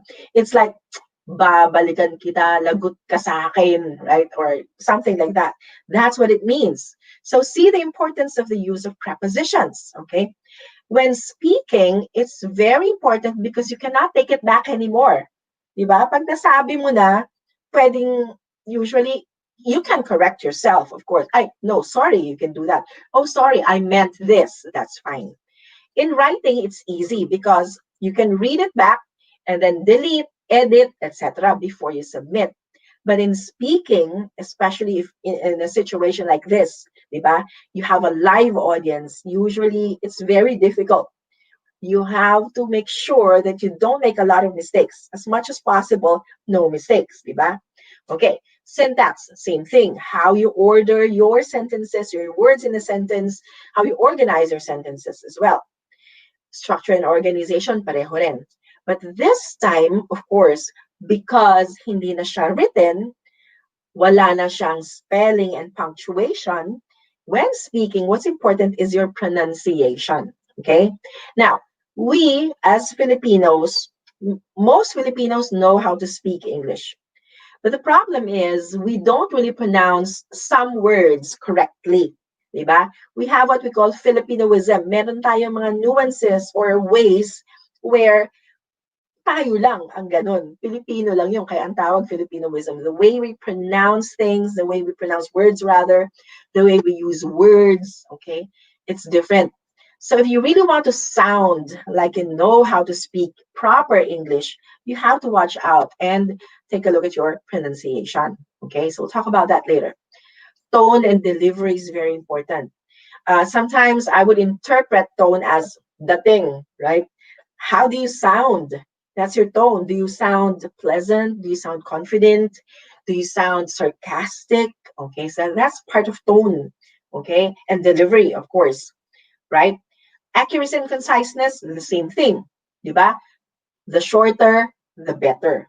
Okay, sometimes people would think that, okay, if I talk for 3 hours, that's better than 30 minutes. No, that's not always the case. If you're able to say what you want to say in less time and in a few words, that's actually even better, okay, than talking for an hour and not making sense at all. Okay, so that's part of accuracy and conciseness. Okay. So these are the aspects of communication that you need to take note of. Okay, when you want to write properly, then take a look at these aspects. Alin ba dyan ang kailangan kong i-improve? If it's oral communication, alin ba dyan? Okay. Now, how do we do that? How do we improve our communication skills? Okay, I'll just give you quick tips. Alam nyo na to, but I'll just, I'll just probably stress it a bit more. Okay. Of course, in everything, when you want to improve on something, when you want to learn something and, hone what you already know, in fact, you need to empower yourself. Okay, hindi ka mag-waits, okay? Hindi ka mag-waits, but it's just a symbol telling you that you need to empower yourself, educate yourself, okay? And the first thing that you need to do to empower yourself or educate yourself is, of course, alam niyo na to, read, magbasa, okay? And I tell everyone, even my young nieces and nephews, I tell them, read. Okay, but what do you read? Of course, I would suggest, especially now, because English is the universal language as it is today, read English books, okay? Reference materials, anything you can get your hands on. Dictionary is very important, okay? Mga ina-argue na yan, dictionary nyo dyan, okay? Ilabas nyo, buksan nyo, basahin nyo, okay? News, articles, okay? Magazines, okay? Of course, you have to choose. Wag naman puro chismis, okay? They have to be in English. Blogs are also, good sources of, information. But when you do that, guys, I need you to check the author. Sino bang sumulat niyan? Reliable ba? Okay? If it's an English communication skills book, nagtuturo kung paano mag-English, who is the author? Diba? Is he a subject matter expert? Baka naman mamaya nagdudunong-dunungan lang. Diba? And if you read through, mali-mali rin pala yung grammar dun sa loob ng book. Okay? So you have to take note of those things. The source, saan galing yan? If you want to learn English, then look for sources that come from the US or maybe even UK, kasi yan naman talaga yung mga English-speaking countries, right? But you don't want to learn English from a book that was made and published, let's say, in other parts of the world, na Japanese pala, okay? Not that I'm doubting their, proficiency or integrity, but of course, di ba, you have to go to the source. Kung sino yung pinanggalingan ng language na yon, they should be the expert, okay? The date published. Importante yan kasi especially if you want to learn and know facts or information, there are certain books that were published a long time ago, and even in dictionaries. When I started training, the words, for example, mail, okay, M-A-I-L, okay, or email for that matter, is always singular, meaning, you cannot add an S to it, even if you're talking about a lot of email. Okay, so if I would say, I received several email from my boss, okay, email lang siya, wala siyang S. But now, if you look at the dictionary, acceptable na siya. Emails is now acceptable. See, so yung date ng publication ng book or whatever reference material you have, importante yon. You have to check that. Because sometimes you might think that, I no, that's not acceptable, that's wrong grammar. Yun pala, 19 kopong-kopong pa yung reference mo. Okay, but now it's already acceptable, that's fine. Okay, language and even pronunciation and even word meanings evolve. Okay, nagbabago. So you have to take a look at the latest, okay, latest reference materials. And of course, the accuracy of information. That's part of it. Okay. Don't just read any book for the heck of it. Okay. Make sure you read quality books that will give you accurate information. Okay. Because that's how you learn. Okay. Now, of course, when you read the dictionary, I always encourage our trainees in Cognizant to always read the dictionary, whether it's a hardbound dictionary, a book itself, or a soft copy of the dictionary. Always do that. Don't just use the dictionary as a reference for meaning, but you also use the dictionary to find out the pronunciation of words. Diba? If you noticed, if you're familiar with the dictionary, sana naman you're familiar, diba? Beside the word, you will see something that is enclosed in a parenthesis na parang hieroglyphics, mga symbols. Okay, those are the pronunciation symbols. On the cover of a dictionary, if it's a book, you will see what you call a pronunciation guide. It will tell you what those symbols mean. If it's a short A, if it's a long A, short I, etc. Okay, so you should also read that part so that if you want to know the pronunciation, the symbols are there beside the word, and then you look at the reference, which is your pronunciation guide. It should help you know how to pronounce words correctly. You're lucky because now, if you go to the internet, if you go to Merriam-Webster, pag kinlik mo yung word, you can already hear how it's pronounced. You can also do that. Okay? That's even a better way of knowing how to pronounce words. Okay? So this is just the first step, guys. Okay? It's not just reading.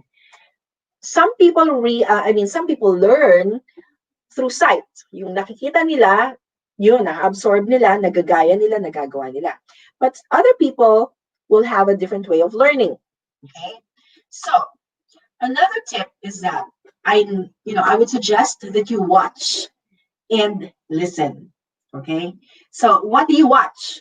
Okay, of course, okay lang manood ng mga Korean novelas, but that will not help you unless you want to learn how to speak Korean. Diba? Okay lang yan.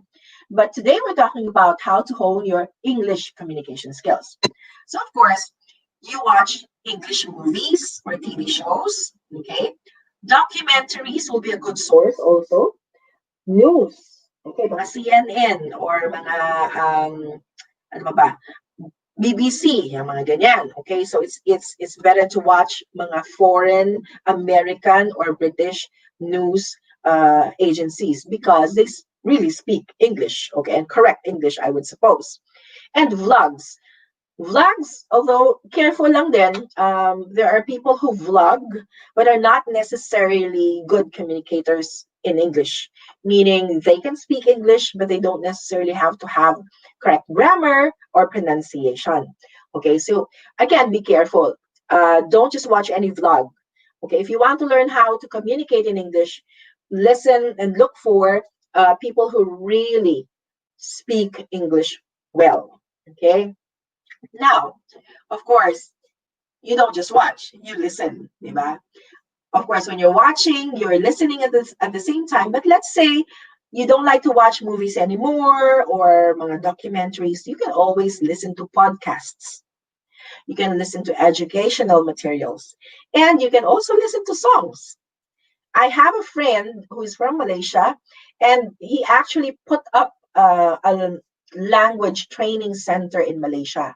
And the method that they used is music. Okay? So, ang ginagawa nila, they let the students listen to the songs in English, of course, English songs, and then they make them memorize them and speak them out, and then make them understand what those sentences mean. See? So, and then eventually, of course, once you understand the song, it gives you understanding of how to construct sentences, and it doesn't necessarily have to be you singing the song after, but you understanding the message of the song is another effective way of learning how to speak the language. Meron lang mga songs, of course, na parang off yung lyrics, not really grammatical, because song is, as you know, music is an art. And they always have that license, okay, na pwede nilang ibahin ng konti yung grammar or meaning of some words.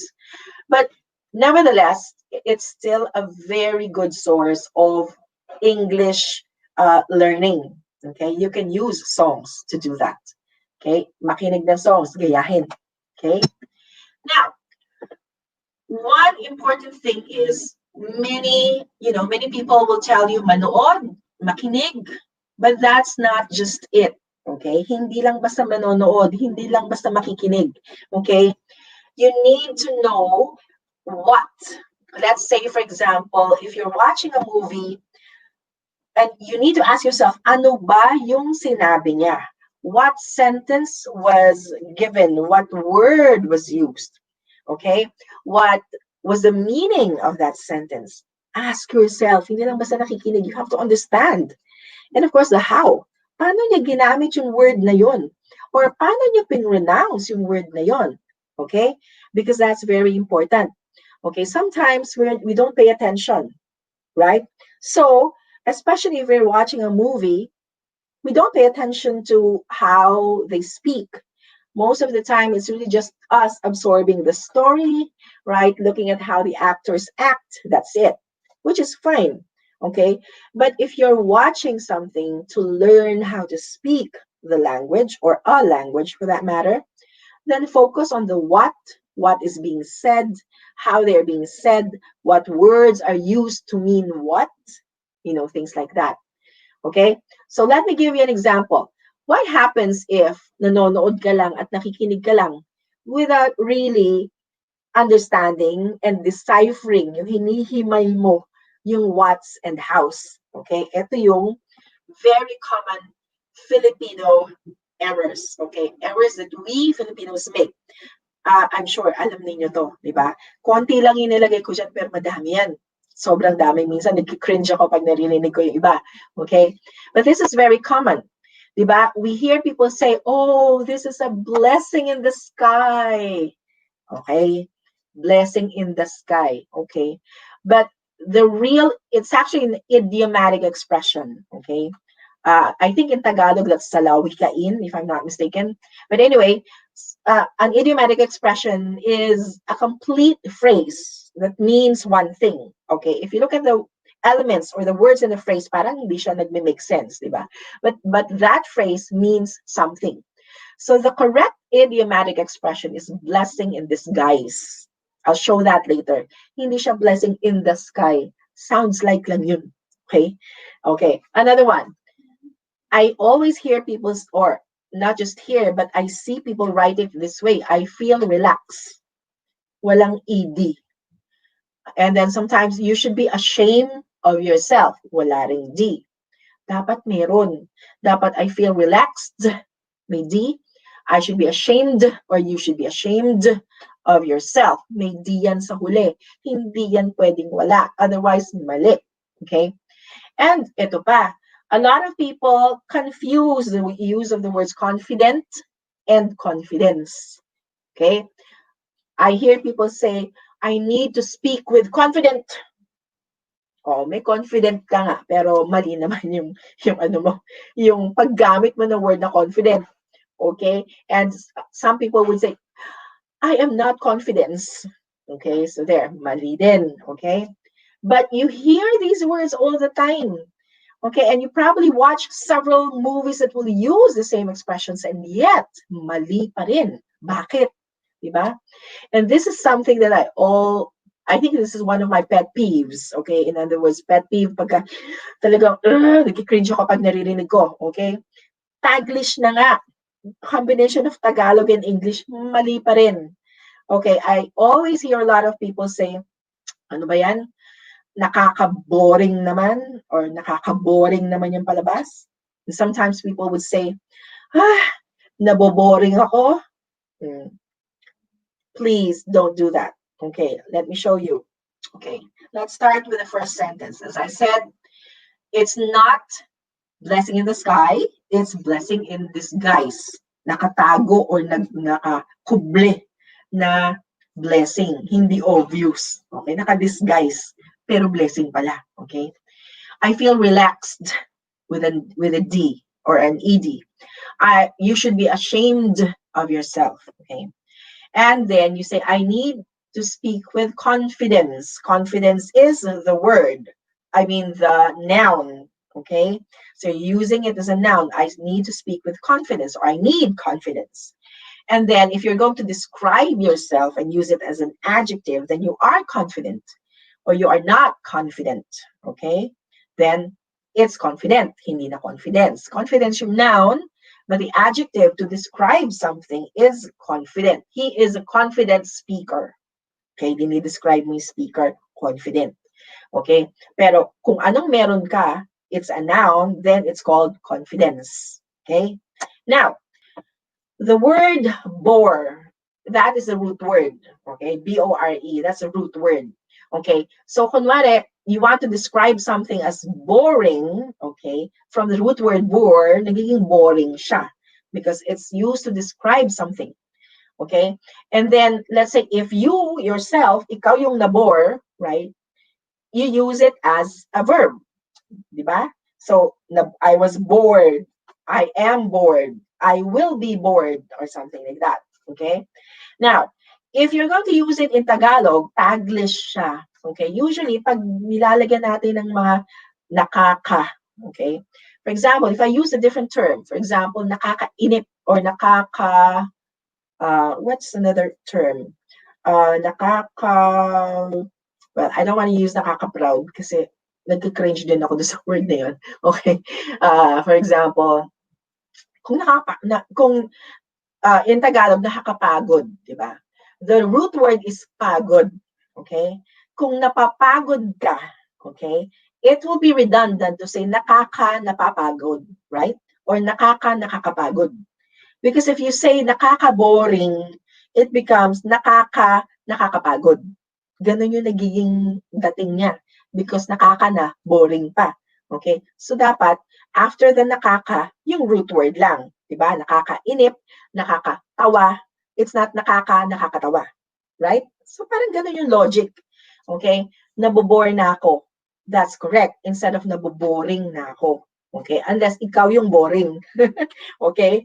But if you are the one who experienced that state of being bored, okay, then nakakabore.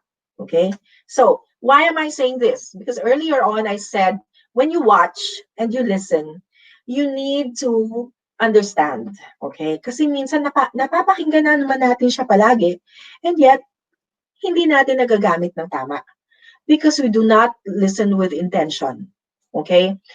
Sounds like lang siya. Parang ganun yun eh. Parang sounds like, blessing in the sky. Parang ganyan. Okay. So, yeah, it sounds like it, but it's not it. Okay? So, when you watch, when you listen, make sure you listen with intention. Okay? There are 4 things that I need you to remember to help you improve your communication skills. Not just about reading. Everybody knows that it improves communication skills. Not just about listening, not just about observing and watching people, speak. More than that, these are the 4 things that you need to do. Okay, first, immersion. Okay, if you take a look at the pictures, nakababad, di ba? Nakababad yung manok, nakababad yung isda. Yung tao nakababad sa tubig. That's what immersion is. In other words, dapat nakababad ka dun sa language. You live, you eat, you breathe the language. Okay? So, in other words, paggising mo pa lang sa umaga, if you want to play music, you play English music. If you want to listen to the radio, you listen to English speaking disc jockeys or DJs. If you want to watch movies, watch English movies, okay? You want to read English books. Naka-immerse ka. The people around you, in BPOs, for example, sa Cognizant, we have what we call English-only policy or EOP. Everyone is expected to speak in English in the office. Kasi nga, that's part of immersion. Diba? Ito, when you were young, nung bata tayo, imaginein natin, di ba, baby ka, hindi ka pa marunong magsalita, right?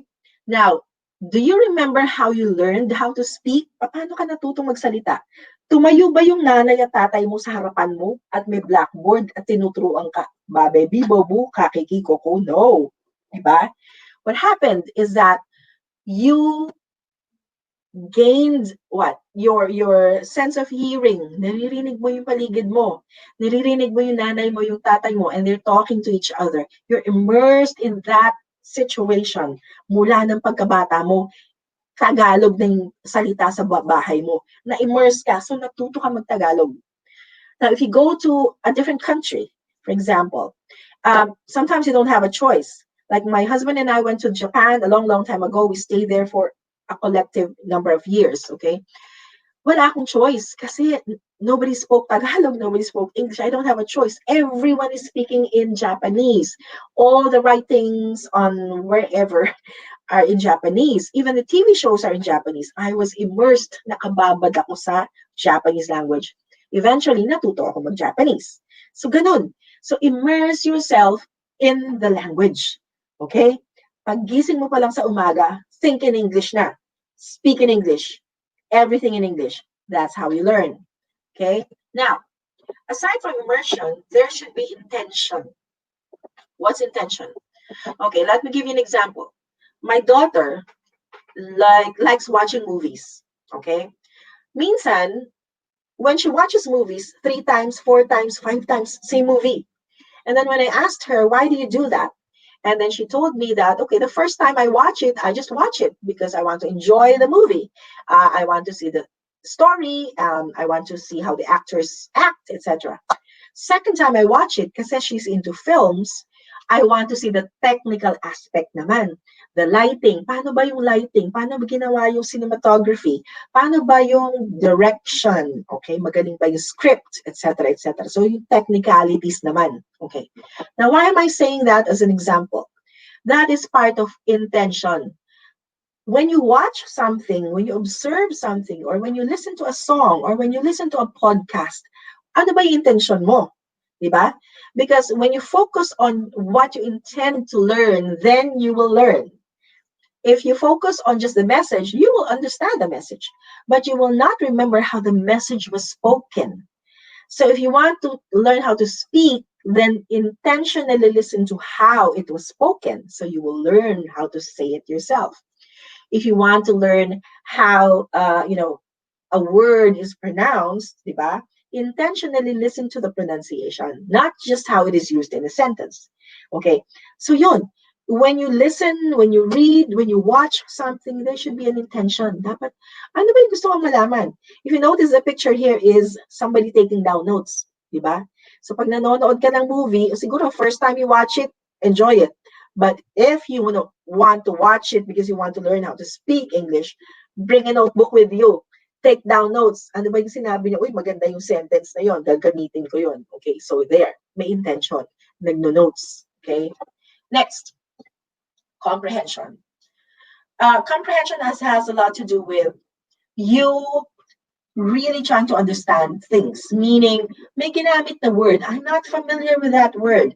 I want to understand what it is. Gumamit ng dictionary. Magtanong, mag-research. Okay? Because you need to understand. Why did he say it that way? Or why was it in the past tense? Why was it, kumbaga, intindihin mo yung sentence? Bakit siya construct that way? Yung word, why was it used? Bakit hindi na lang itong word na to ang ginamit niya? What is the difference between those two words? Diba? Mga ganyan. So it's not just the normal type of comprehension. It's you really thinking about it, hinihimay mo, so you will know, okay, so pag medyo intense, okay, let's say kung simple lang, I just want to say it's big, then I can say big, right? And there's no stress. But if I want to get attention, and I want people to really imagine how big it is, I can probably use the word humongous. Okay, there. So, nakikita mo na yung difference ng words, iniisip mo siya. Okay, that's how you learn. Okay, don't just listen and watch. You have to understand, and you have to know what those words mean and how they're used. Okay, And of course, you don't stop there. The best part is you have to apply what you learn. If it's writing, write.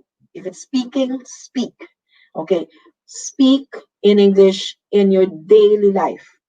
As I said, think in English. Pagising mo pa lang, isipin mo na, okay, normally, pagising natin, iniisip natin, hala, late na, ano kayang ulam, ano kayang almusal? Translate that in English automatically. Oh no, it's late. What will I have for breakfast? Nasa utak mo na yan, right? You think in English because just like a computer, hindi ka pwede mag-print ng galing sa computer kung wala sa computer yon. Hindi mo siya na-save. Paano mo siya i-print? The same thing. In your head, i-save mo na siya. Nandiyan na yung mga sentences mo, nakakonstruct na yan, nandiyan na yan. So that when you need to speak it out, when you need to write it down, it's already there because you're already thinking in English. And it's easier to correct them habang nandito pa lang. Diba? Nako-correct mo na siya. Okay, ganito pala. No, ganito. So that when I'm about to say it, wala na akong, hindi na ako nag-hesitate because it's already there. It's already saved. Okay? And then I am able to apply it. Okay? But remember, application is not just application. Okay? I always say this. Application is practice, practice, practice. You don't just practice once. You practice every day. Okay? So, if I will be using, let's say, an idiomatic expression like a blessing in disguise, I would have to use that as often as I could. Para next time I use it, okay na, relax na ako. I don't feel awkward anymore, right? And correct practice makes perfect. Okay? It's not always, or makes permanent, I would say. It's not practice makes perfect. Kasi minsan, mali yung pinapractice natin, right?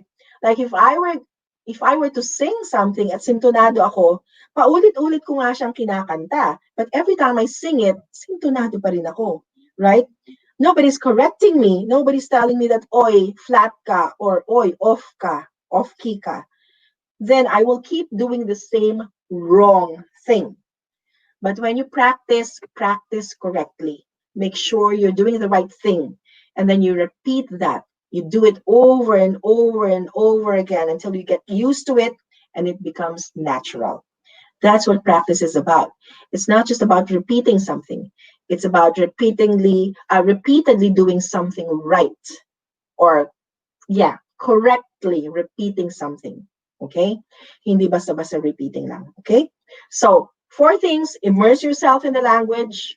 Intentionally learn the language. Okay? And then what's the third one? Comprehend, understand, himayin, intindihin. Okay? The purpose, the use, the syntax, and then apply. Okay? That's how you improve, not just in communication skills, but in many other aspects of life. Okay? So I hope you learned something from me today. And I hope you start honing and improving your communication skills. You have questions? It's time for that. Thank you, Miss Janet. Well, we have one question here. I'll go straight to it na. And well, it's related to what you said earlier about tone. I believe that you said something about having the correct tone. Here we have a question, Mr. Ralph Ken Martin Barrios. Pag nasa job interview na, is it better to be frank and honest or soothing and persuasive? So that's the question right there on your screen. That's a very good question, Ralph. Okay, I would say a combination of both. Okay, why? Number one, you have to be honest, not necessarily frank. Okay? Honest is a better word. Okay, because you don't want to, give the wrong information. You don't want to fool people off and loloko, right? And at the same time, you need to be persuasive because you're selling yourself. Right? When you're applying for a job, when you're in a job interview, you're actually selling yourself. So that's persuasive. But don't make the wrong impression that if you need to be persuasive, kailangan mo magsinungaling. No, you can be persuasive, but at the same time telling the truth. Because there's no better way to sell yourself but to tell the truth. Okay, so be both. Okay. So, Sir Ralph, I hope na address ang inyong question. And again, the importance there is finding the right balance, as said by Ms. Jan. Ms. Jan, sorry, but I think this is all the time we have for your Q&A. We know that we can keep you here for long as well, and we would have to move on. But I'm looking forward to having you again with us in our webinars and or maybe a part of our panels. So thank you very much, Ms. Janet. Hope to see you soon. Thank you.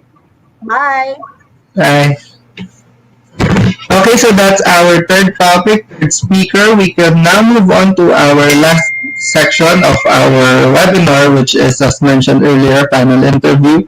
Before that, I would like to say that for everyone that would want to know more about Cognizant, you could go to their Jobs 180 page, jobs180.com/cognizantph, and you could apply there using your resume link. Again, we saw the video earlier of the resume link. It's different from your standard resume because it's online. You have your own link. And then, of course, since it's online, advantages there include yung portfolio section. You can upload anything, any document, link, or pictures doon sa inyong portfolio section. So that will help you stand out, tell yourself better. Also, another important feature there is yung security feature. So, sa security, you could turn on and off yung info that you input that you would want to share. And the good thing there, it's a real-time update. If you change your mind, pwede nyo bawi. For example, nasa resume nyo is your birthday, and then you change your mind tomorrow, ay ayoko na makita ng employers yung birthday ko, just turn it off sa security feature, and then di na makikita. Unlike kung sa standard resume, hindi na siya mababawi, touch movements with them na. So here, that is a good advantage of using the resume link, which you could use to apply to our companies that have a representative here today. Okay, so let's now move on to our last session. As mentioned earlier, panel discussion. We have three representatives, Ms. Gina Babiera from Video Unibank, Ms. Queenie and Caldoza from Sykes Asia, and Sir Jesum, Marion, Rabor of IBEX Global. Good afternoon, everyone. We'd just like to check your audio. So far, everyone's video is clear. Hindi naman siya choppy or what. Miss Gina, could you say hello? Hi everyone, I'm Gina. Okay, Miss Gina's audio is okay. Miss Queenie? Hey guys, hi everybody. Miss Queenie, pwede pa lakas yung mic ng konti? And well, Sir Jess, sample mo natin sa inyo. Sige po. Hello, good afternoon everyone. Hello, Sir Jess. Mukhang naka-freeze ang inyong screen. I'm not seeing you right now. You are currently not moving and can't hear you well. Ayan, sir. Nang refresh na, I could see you. You are moving. Test po natin ang inyong audio. Sige po. Hello, I'm Jesum. Hello everyone. Okay, so everyone's audio is okay, video okay. So since it's a panel discussion, the way it will go is, to start, having one question for everyone. Everyone will get to answer this question, but yung succeeding questions, maybe hindi na everyone will go through it.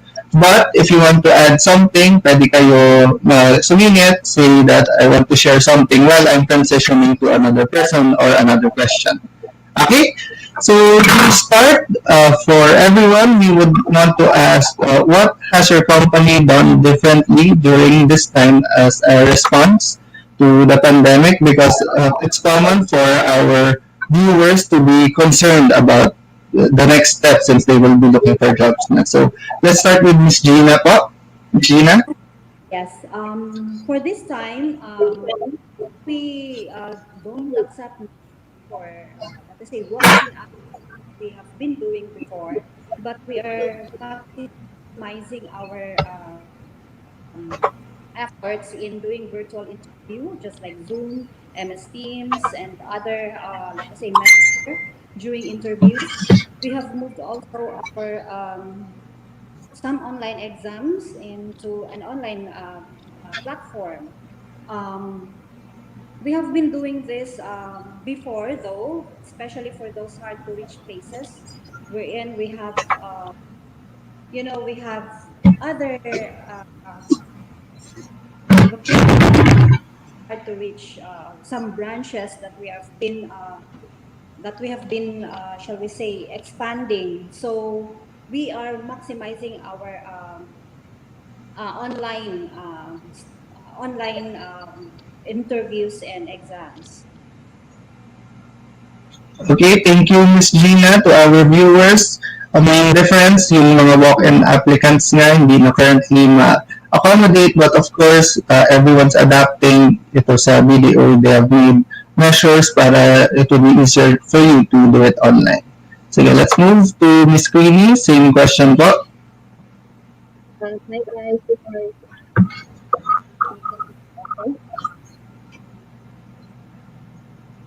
Hello, Miss Queenie. Sorry, I can't hear you well po. okay, how about can you hear me now? Sorry, medyo difficult pa rin marinig.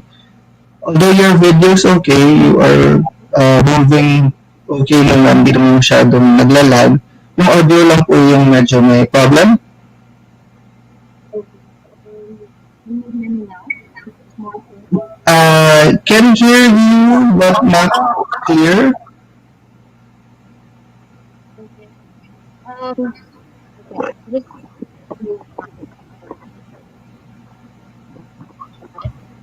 how about now? Better, but not quite. I see. All right. Just to let everybody know, we're currently following the work from home setup right now. We are not working on site anymore, and all of our processes from start to finish, it's on a virtual setup. So we usually do that on site, but now we are now processing every applicant online. We call the applicants whenever they have already submitted their application. We call them straight. We call them right away, and we process and screen them. Once we screen them, we endorse them for initial interview, and that we focus on their communication skills and their background. Once they pass, then we endorse them for assessments, and then we endorse them right away for account interviews. Still, it's going to be virtual interviews. We use Skype, Zoom for those interviews. And once they pass, they will then be endorsed for the pre-employment discussion. Same, it's still virtual. And we do the same thing for job offer or the contract signing. It's still virtual process. Okay, thank you, Miss Queenie, for sharing. As to our viewers, you could see the process na how you could go through it na online. So, thank you, ma'am. Last, Sir Jess. Kayo naman po.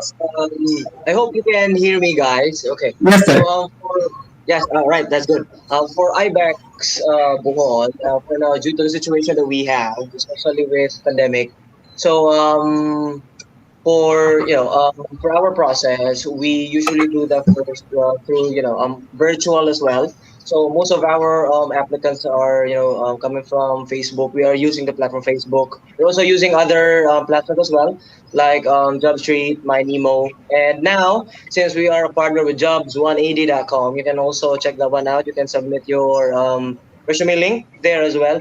So on the process, if you will send your application through these platforms, we will be sending you a link to fill out. There will be two links. One will be an online application form, and the second one will be a pre-hire assessment form. So you need to fill that one out, and then when it's done, we will be scheduling you. We will be scheduling you for an interview, a phone interview. Okay. So most of our interviews right now are through phone.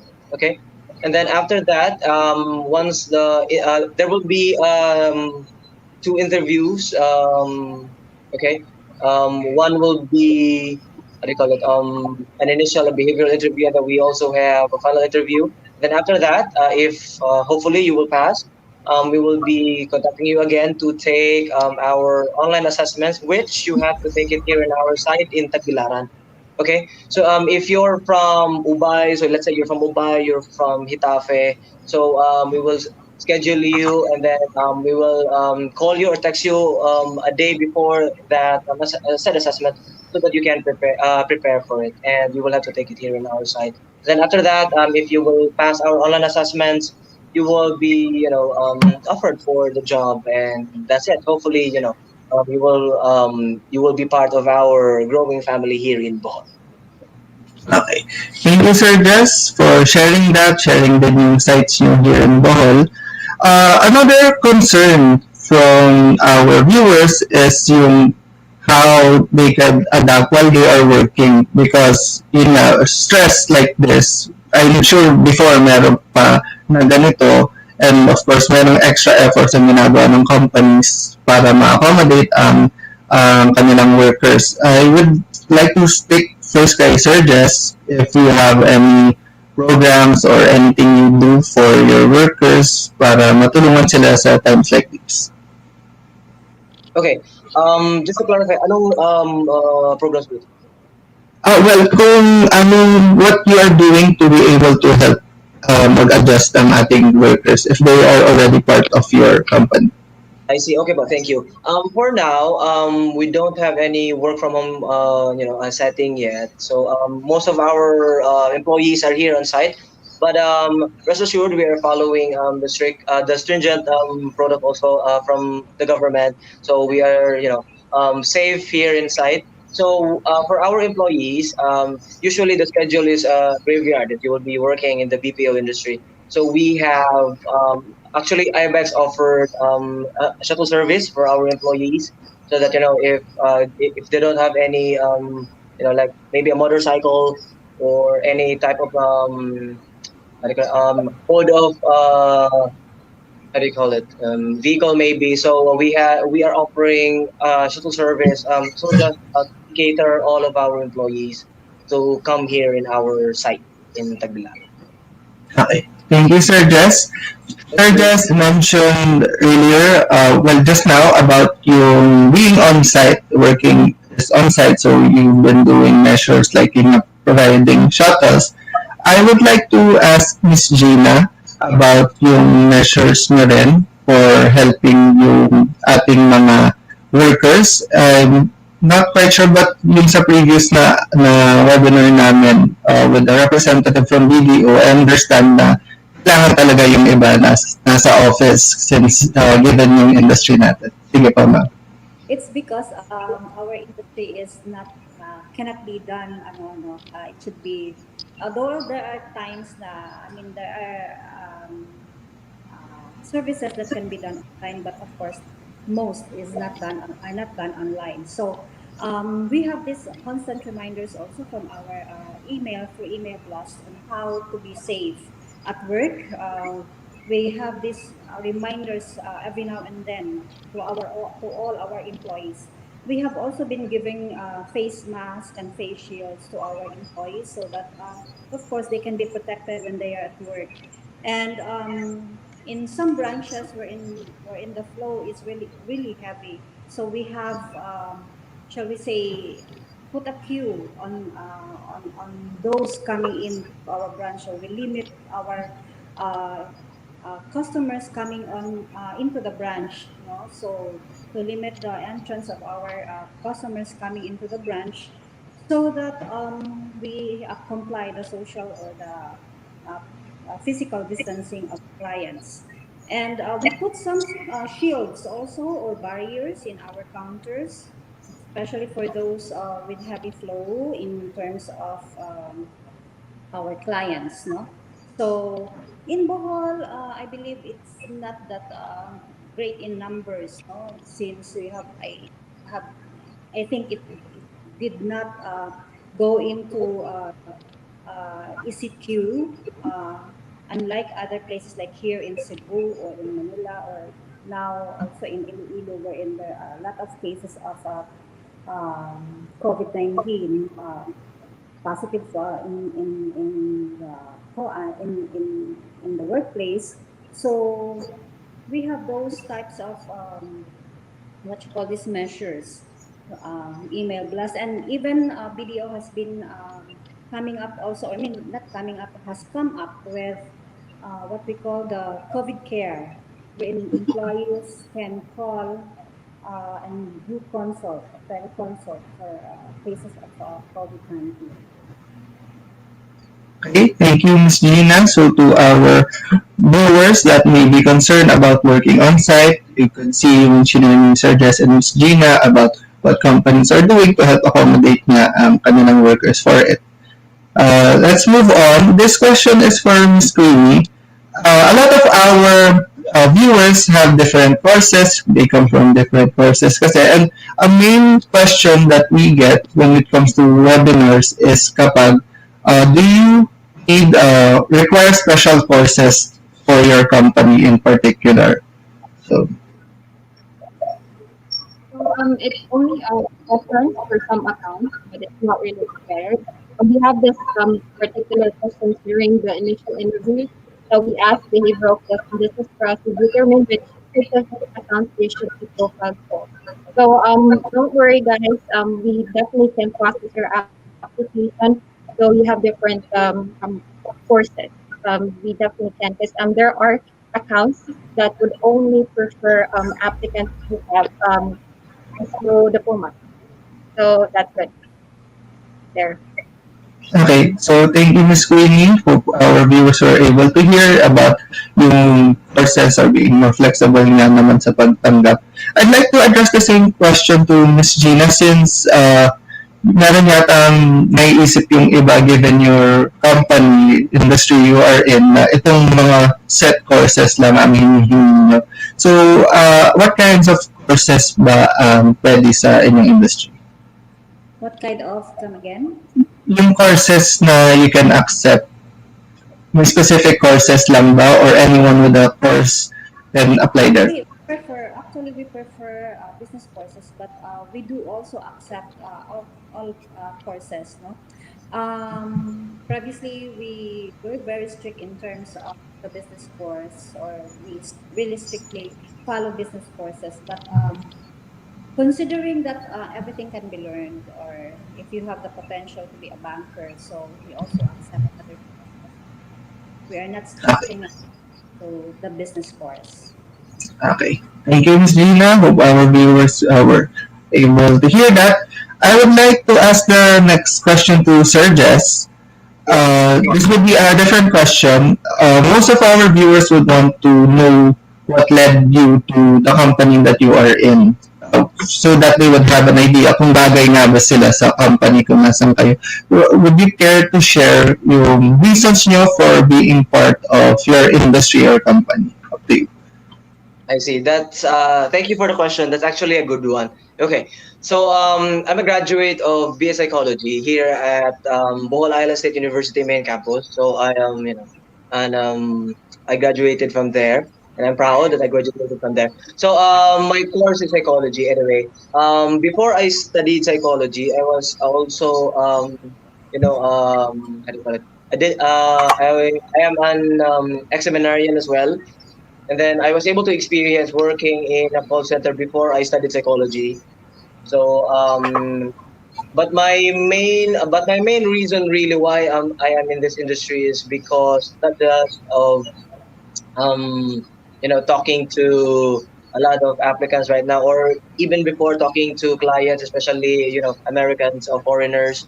Um, I actually love the job that I'm doing right now, especially with being a recruiter, because I am able to, understand, due to the course that I graduated as well, I am able to understand and look at, the point of view of each applicant that I am, interviewing, and I can also gauge on their motivation as well. So if ever you are, if you think that working in a call center is, only for those who are good in English, or good in communicating skills, you're actually, you're not really, you're not wrong.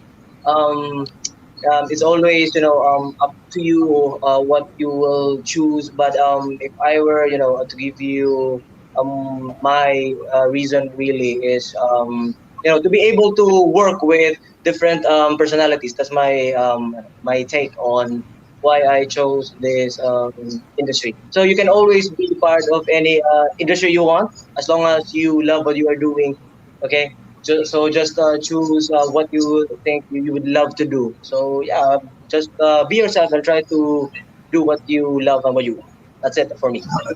Thank you, Sir Jess, for sharing yung experience nyo of what you were thinking about when before you enter your industry. I would like to ask the same question kay Miss Queenie naman. What led you to deciding to be part of yung company nyo or yung industry nyo? Right. We started off when I started. Was not really my BPO. If you really know me, I am a graduate of Bachelor of Science in Nursing, and most people at that time were really looking at being employed in the hospital. But since it was the time wherein there were a lot of applicants, and you really have to make sure you have the experience and people who are already in the hospital so you can get the job. So it led me to go to the BPO industry. And good thing about this type of industry, they're very open and they're very welcoming to all walks of life, and that includes us who are graduates of nursing. And I tell you guys, this type of job is really it would hone your skills. It would really help you enhance your communication skills, especially that you would be dealing with different types of people. And with the job that I'm doing right now, I'm helping out people, especially now with the current situation that we are facing. Most of the industries they're shutting down. They've closed down because of bankruptcy, and BPO is the only industry that is standing and is growing. Last few months, I guess that was around March. We were in a work from home setup, and it was really difficult for us to adjust. It was the first time that we did that. So because of those things, we were able to become flexible, and because we were helping out people, we were helping out those individuals who were really were affected badly of the pandemic. It was really heartwarming that we were able to give them jobs, and we were able to help them move on and move forward. That's it. Thank you.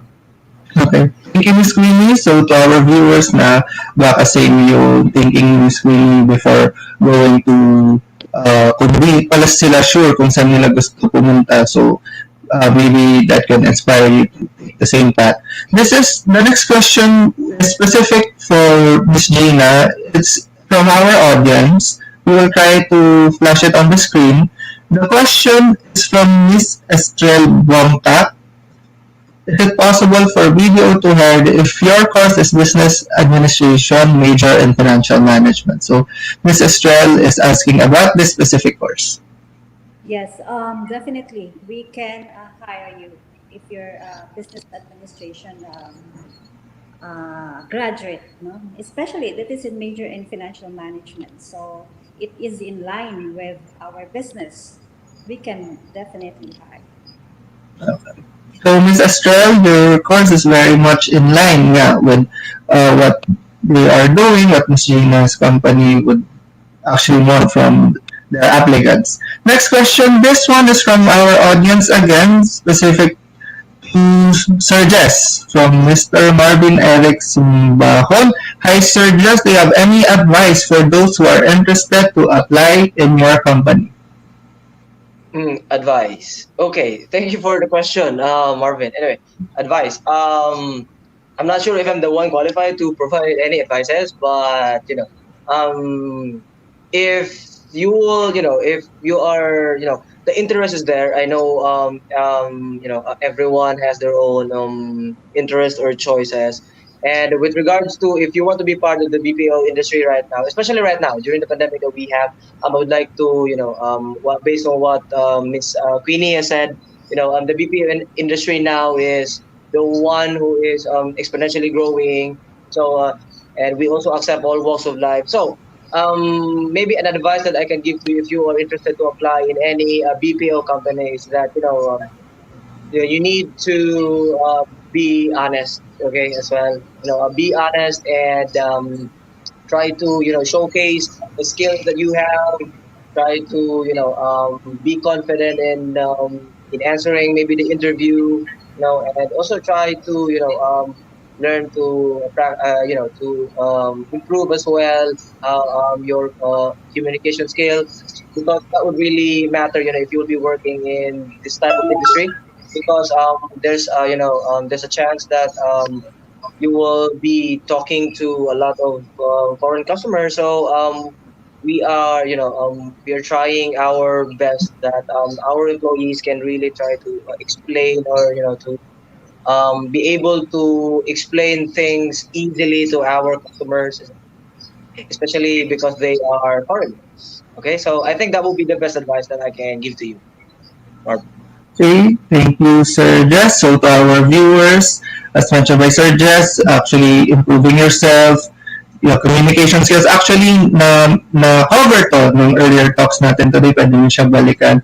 We had a good talk from Miss Janet earlier about communication skills.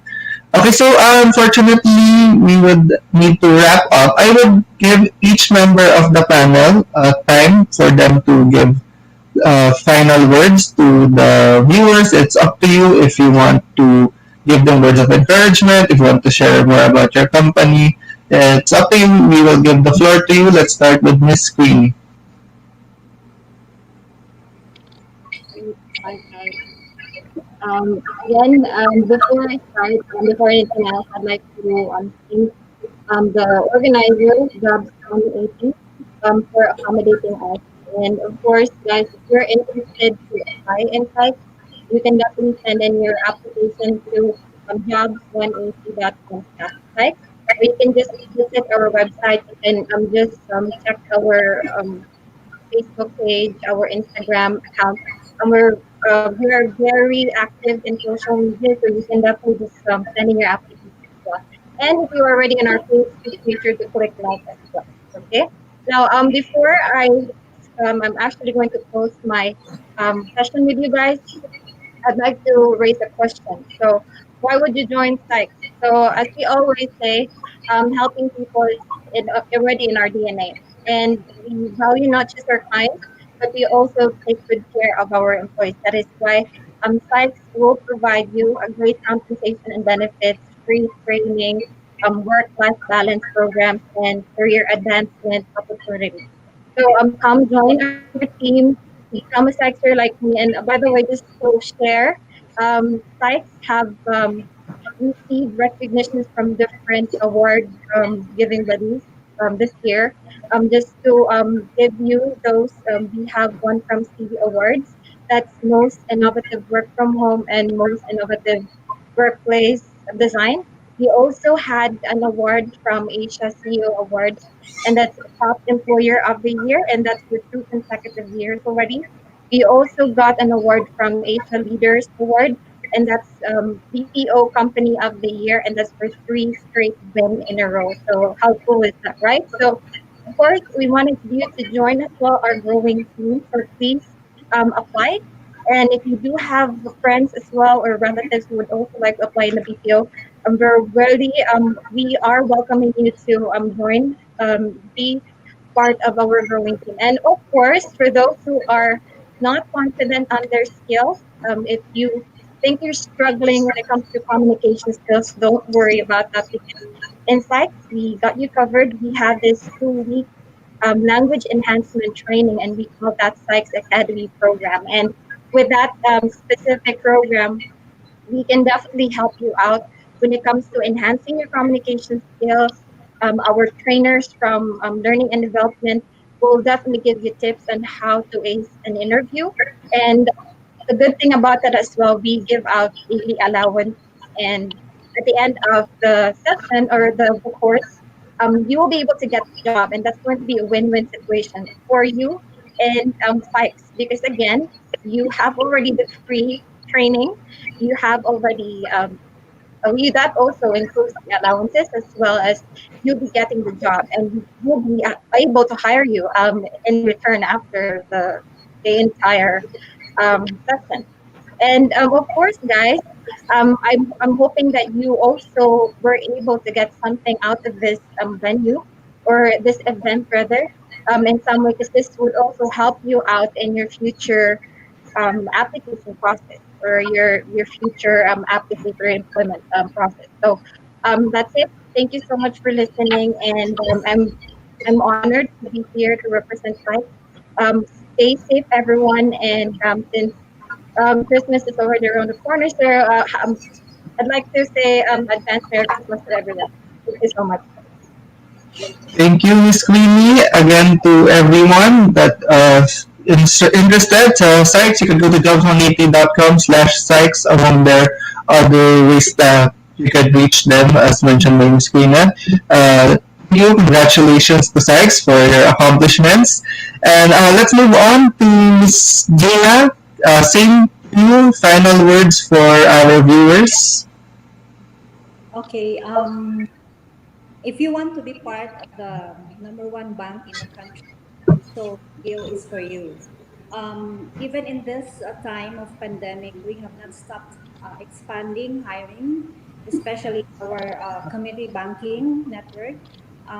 It's not only the BDO Unibank, but it's also our community banking, wherein we have our rural banks to open that is opening and soon to open, expanding our services to even to the far-flung areas. So, and if you want to grow in the banking industry, grow your career, not only professionally but also financially, then BDO is for you.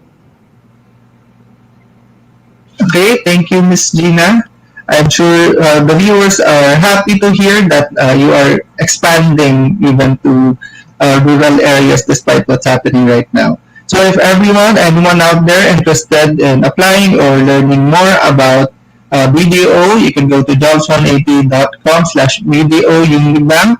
You could see that under your screen, may banner dyan. You could see lahat ng jobs180.com accounts ng ating panel. So last time, Sir Jess, same po, final words.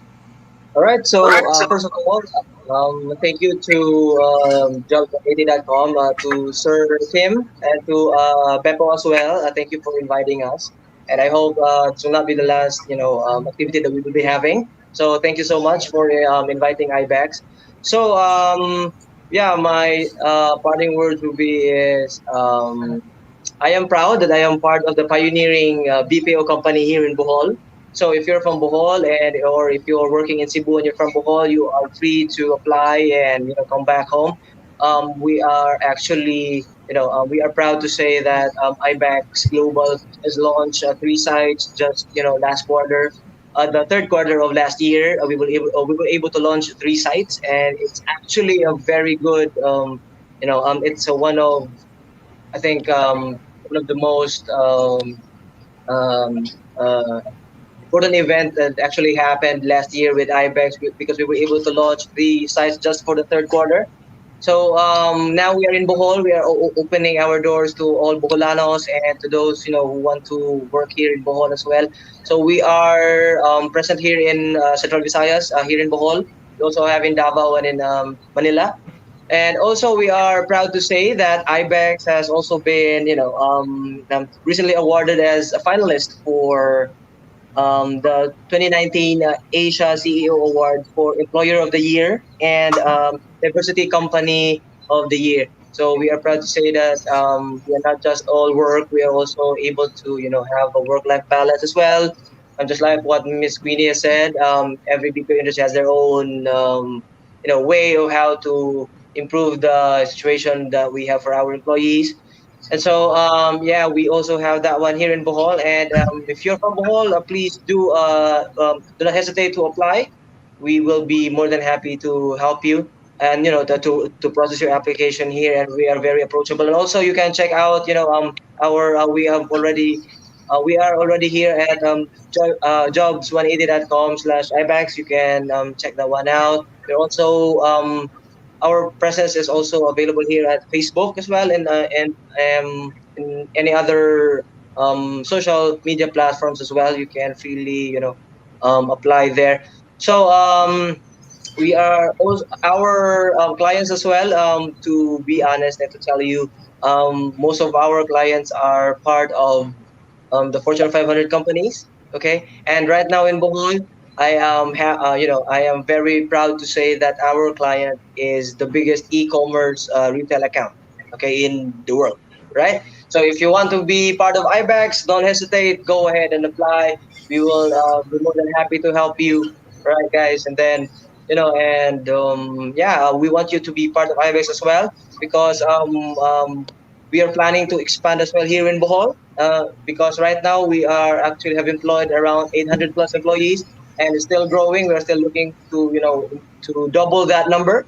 So I hope you will be interested to apply, and we will be happy to have you aboard and join our growing family. So that's it, and thank you guys. I hope that you were able to learn something as well on this event that happened with jobs180.com.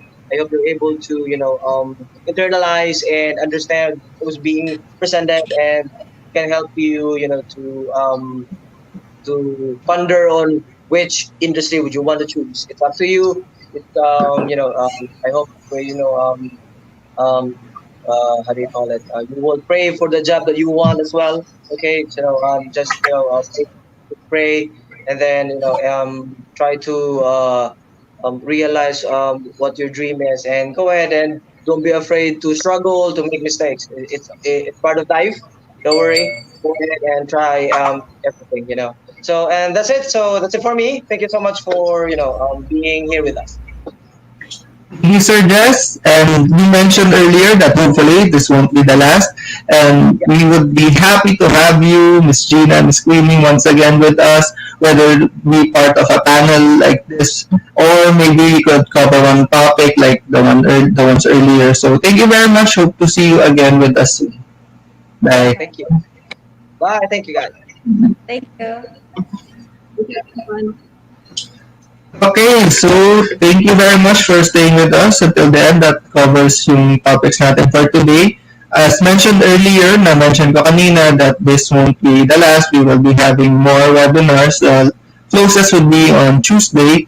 So this one is specific for Bohol, but even if hindi siya specific sa area nyo, pwede kayong makisama. You could check out the upcoming topics na i-cover, take a look at it, see if it would apply to what you would be needing now, and join us again. Just visit our jobs180.com Facebook page, YouTube. You can play the video, watch the video there.